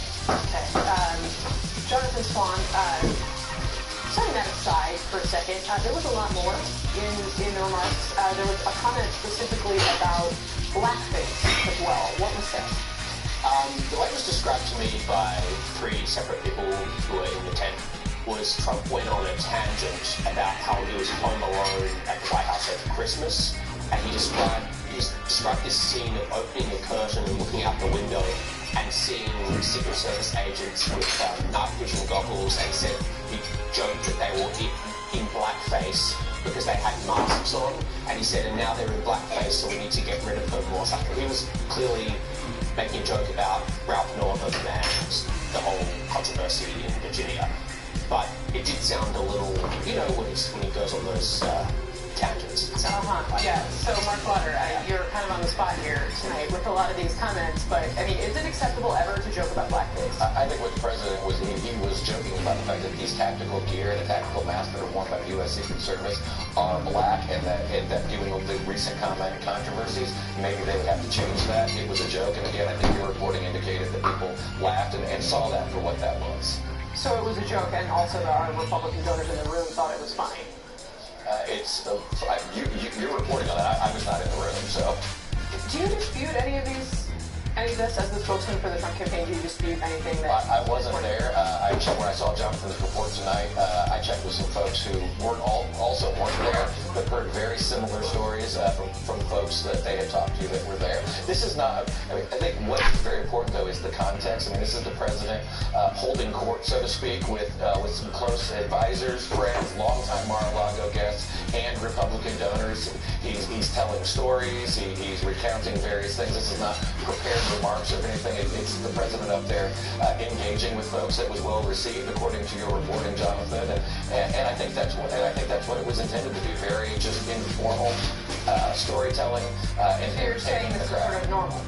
I was saying that he was entertaining a crowd on many issues. It wasn't just these. Obviously, those were the things that you highlighted. But it was a pretty long, from what I understand, he spoke for a while. Jeff Mason, you've covered many presidents. How would you characterize this sort of language towards Jewish people, joking about blackface, compared to other presidents that you've covered? Well, I mean, I think it's been 2 years that President Trump has been in office, and he ran the 2016 campaign and busted through a lot of norms. So I think we're seeing that happen here too, and that's no doubt going to continue happening in the next couple of years. But it is a norm that's being busted through. It is unusual. Understatement. So Republican donors also told Jonathan that the president insisted on Friday that he never called Apple CEO Tim Cook Tim Apple. The sources say the president claimed it was, quote, fake news, and told him that he actually said Tim Cook Apple, but just said it really fast, and that the Cook part was too soft. Let's go to the videotape on that. We have so many companies coming in. People like Tim, you're expanding all over and doing things that I really wanted you to right from the beginning. I used to say, Tim, you got to start doing it over here, and you really have. I mean, you've really put a big investment in our country. We appreciate it very much, Tim Apple. Did you hear that? Anyone here? There's definitively not one between Tim Apple and that video. Okay. Seriously though, this is not the first time the president has disputed something that we've seen on a videotape. Jonathan Swan. Yeah, I mean, he privately, in the New York Times reported this, told at least one senator that the Access Hollywood tape that recorded him speaking lewdly about women, that it might have been a fake voice. That was fast fuel, so he'd obviously already admitted that it was him. So right, and this points to a bigger problem, Jeff, because if anything, we dealt with problems in the 2016 election with, fake news, false news on Facebook, and the next frontier of this is fake video, which I think none of us may be prepared to grapple with. Yeah, no, that's a challenge. That's a challenge for everyone who's reporting on the president, for reporting on the campaign, but it's also a challenge for voters to decide what they can accept or tolerate from a leader or a candidate who says one thing when there's evidence very clear evidence that goes against what he or she is saying.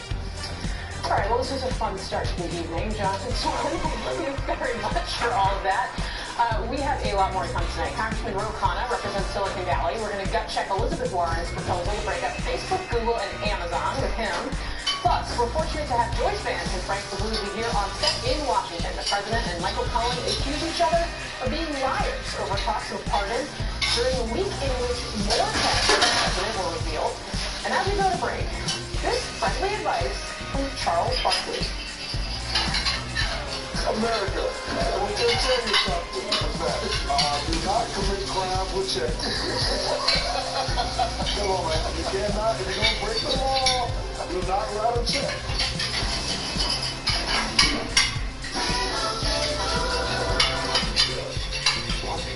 All these people have common. Nothing. Completely different people. Customers, car insurance, from the usually. They'll only pay for what they need. Yes, and they could say only pay for what you need. I'm a dancer. Casting directors will send me a video of choreography. I use my phone to work while I'm on the subway, streaming a video, trying not to fall. Now the new Galaxy S10 and get a Galaxy S10 on us. you wouldn't accept an incomplete job from anyone else. Why accept it from your allergy pills? Most pills don't finish the job because they don't relieve nasal congestion. Flonase Sensimist is different. It relieves all your worst symptoms, including nasal congestion, which most pills don't. It's more complete allergy relief, and all from a gentle mist you can barely feel. Flonase Sensimist helps block 6 key inflammatory substances. Most pills only block 1. The 6 is greater than 1. Flonase Sensimist. Today's Best Western? What does that mean? With reward points that never expire, you get free night ads. Now stay 2 separate times and get a free night. Book now at bestwestern.com. You go grab a keys to your new Honda, Howard.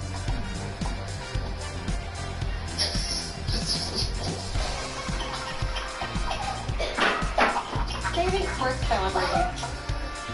Save big on Hyundai sedans and SUVs, including the Tucson. Choose Power's high-spring small SUV and initial quality. The Hyundai Spring Fever sales event. The longer you look, the more there is to like.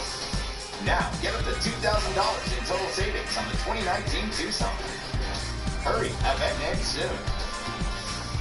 New England, it's Ram Truck Month going on now. And it's the best time to buy that new Ram truck. The most awarded light-duty truck in America. The all-new Ram 1500 is a new freedom vehicle that combines strength, capability, technology, and luxury. Take advantage of huge savings, including $2,000 bonus cash during Ram Truck Month. For a limited time, get this great offer on the new 2019 Ram 1500. Visit your local Ram dealer today during the Ram Truck Month sales event. Want more from your entertainment experience? Just say teach me more to Xfinity voice remote to discover all sorts of tricks and tricks. Next one. Can I find my Wi-Fi password? Just ask. Show me my Wi-Fi password. Hey there. You can even troubleshoot, learn your voice commands, and much more. We might utter. Oh, it won't do that. Well, someone should. Just say teach me more to your voice remote and see how you can have an even better F1 experience. Simple, easy, awesome. Russia, if you're listening, the Mueller report might not be ready, but ours is. From the infamous meeting The question is, what did Trump and what did Trump direct? to the secret talks. I think Donald Trump is being handled like he would be handled if Vladimir Putin was still a KGB officer. What we know about Trump and Putin. Again and again, what happens in this particular investigation are ties to Russia. Russia, if you're listening, Trump and Putin at 9, followed by headliners Robert Mueller at 10, tonight on MSNBC. Welcome back. We seem to be learning more about the criminal activity of President Trump's former advisors with each passing day. And this week, that trend is set to continue. Over the course of the next 5 days, Paul Manafort will appear before a judge here in Washington for his second sentencing hearing. Roger Stone will update the very same judge on his compliance with a gag order. Former National Security Advisor Michael Flynn will provide a status report on his sentencing, and former campaign aide Rick Gates will do the same. And of course, all of that is to say nothing of Michael Cohen, who the president thrust back into the spotlight on Friday by admitting that he discussed a pardon with Cohen directly. It is a lot to keep track of, and we struggle sometimes to crystallize what it all means. But outgoing Deputy Attorney General Rod Rosenstein may have been trying to do that when he said this at the end of a speech on Thursday. I want to leave you with the wisdom of an ancient proverb. If you desire to know a person's character, consider his friends. Joining the conversation, former FBI Assistant Director and MSNBC National Security Analyst Frank Pugliese, and former U.S. Attorney and MSNBC contributor Joyce Vance. I am honored to have the both of you together. This is a really the top-notch team to kind of dig into all of this. Of course, Mark Lauder, Jeff Mason, still here with us. Frank, I'll start with you. We talked about the hearings for Michael Flynn and Rick Gates. So let's start by focusing on the two of them. What can you learn from those hearings and why are they important? Yeah, we may get some important glimpses this week as to where Mueller is going and the timing of his eventual report. By that I mean, if we hear Gates and Flynn both say, and prosecutors agree, that they're ready to be sentenced, it could well mean that essentially their cooperation is over. Mueller has wrung them dry, and he's ready to issue his report. The other thing that could happen this week with Manafort's sentencing is, again, if he's the biggest player in Mueller's toolbox, then we could see his sentencing trigger the Mueller report. So an important week. Right, and Joyce fans, let's kind of talk through what happens next to Manafort, because there was frankly a lot of outrage over the sentence that he got from Judge Ellis among people who've been following it closely, and a lot of discussion of whether there was a disparity there with others who had committed different crimes. What's your take on the sentence he got there, and how bad could it get for him in some of these other sentences he's facing? So the sentence was shockingly low. It was about 75% below what his guideline range would have suggested the judge should have imposed for sentencing. But people who practice regularly in the Eastern District of Virginia say that that's one of Judge Ellis's habits, and maybe not to read too much into it, although it seems incredibly unjust given this particular defendant's conduct. What the head for Manafort does in D.C. is a very different scenario. Here, the statutory maximum for cases is 10 years. And although federal sentencing is complicated and technical, it makes it very likely that the judge will impose close to or at that maximum 10 years. There's a question of whether he serves that after he serves the 47 months in Virginia. I suspect that she'll do that at least in part, that his sentence will be dramatically longer by the end of this week. And this is the same judge that's going to have to deal again with Roger Stone, who seems to be continuing to break his gag order. What's your view of his activities? I think he breaks his gag order as easily as he breathes. It just seems impossible for him to go 48 hours without getting into more trouble. I would have predicted that to the outset. Right, not a tough call. But, I think the judge she's been appropriately patient. What you don't want to do is put him in jail quickly and impair his ability to prepare for trial. But at some point, if he persistently violates the gag order, which is meant to ensure that this jury will not hear evidence in advance of the time that they're in the courtroom, it's meant to protect the integrity of his trial as much as possible. And if he continues to violate the gag order, she will ultimately take more severe steps to keep him in line. Frank, what are you looking for this week in terms of trying to figure out when we're going to see this Mueller report? I feel like I've been on pins and needles every Friday for the last couple of weeks. I'm sure you guys have been as well. But, do we think he's finished with indictments and it's simply going to be that notice, or is there going to be more to come first? I've been one of those people in the camp that says all of the talk about an imminent report now starting months ago was premature, and maybe even a strategy out of the White House to try and create a false expectation and then say that Mueller's way overdue for a report.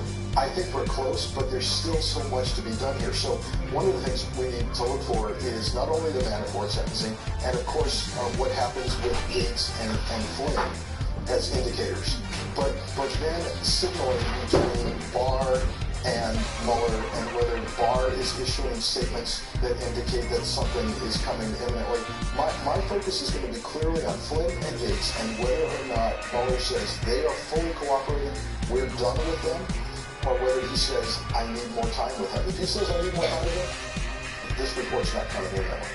And what about, what indicators are you looking for? Let's hypothetically say we actually get a look at it, which is obviously clearly a good question already, but what are you looking for in terms of what might not be in there? Yeah, so we're all talking about the content of what's going to be in there and whether it's grand jury material, top secret, and how you declassify it. What we should be also concerned about is what's not in there. And by that I mean if we don't see any references to the Trump family or other players that obviously are exposed, to me, knowing how Mueller thinks, that means he's likely farmed those cases out to Southern District of New York or other prosecutive arms. Not that he's ignored it, but rather that it's someone else's job to do. Jeff, take us behind the scenes at the White House right now. Are they, like me, on pins and needles, waiting for each Friday to try and figure out what's going on, or is it affecting their day-to-day, or not really? Well, the one thing I'd tell you that I've noticed just in the last, I can't remember exactly when he came in, but they've staffed up a little bit, even on the press side. They brought in somebody who's there specifically to talk to reporters like you and me about this. So they've been preparing for some time.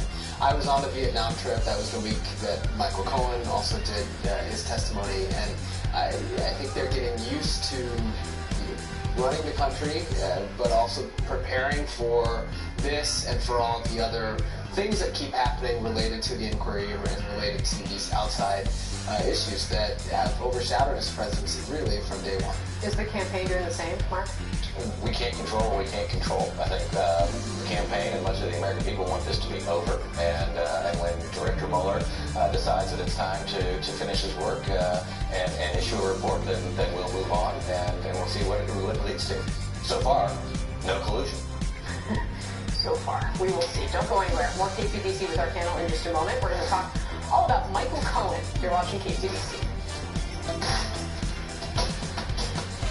An unexpected and abrupt end to the nuclear summit in Vietnam with no deal. Another scoop, an NBC News exclusive breaking this moment.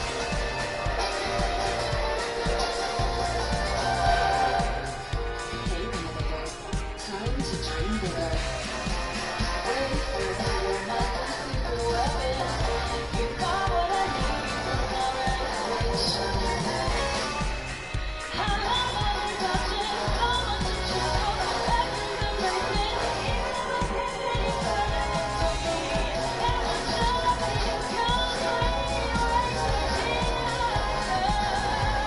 Start your renovation at wayfair.com. The Waterpik Water Flosser. Clinically proven, the easy and most effective way to floss. Brushing only gets the surface, but the Waterpik Water Flosser cleans the areas brushing may miss. Ask your dental professional about Waterpik. Like the food I've been stayed too long. I'm wondering if your love's still strong. Ooh, baby, here I am.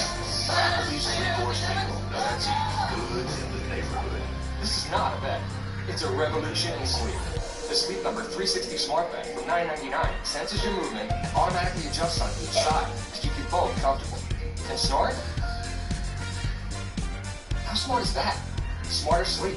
So you can come out swinging, maintain your inner focus, and wake up rested and ready for anything. Only at a Sleep Number store. Save $500 on select Sleep Number 360 Smart Beds. Plus, free premium delivery and setup. And Smart 17. Your skin has different needs at night. That's why there's new Gold Bond Overnight Lotion.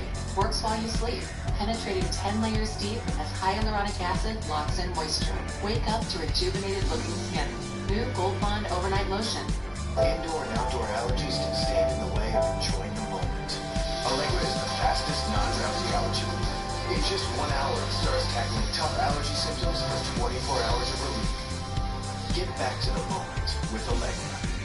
We know that you can yourself in a world which is doing its best to make everybody up. Means to fight the hardest battle which anyone can fight and never stop. Is this yes? It is. It's the most wonderful night on earth.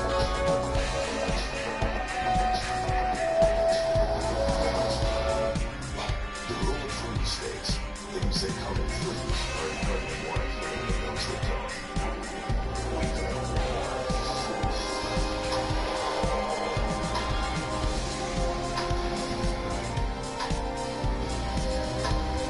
3 trucks, 1 GMC. Step up to GMC and get over 10,000 total battery and specially equipped Sierra Denali Group financed through GM Financial. We are professional grade GMC. Everybody's different. But if there's one thing your whole family can agree on, it's saving money on auto insurance from AAA. Like, the more vehicles you insure on a single policy, the more you save. AAA insurance agents will get you protection you can count on from the name you trust. So, no matter what your insurance needs are, we've got this. Get a quote from AAA today.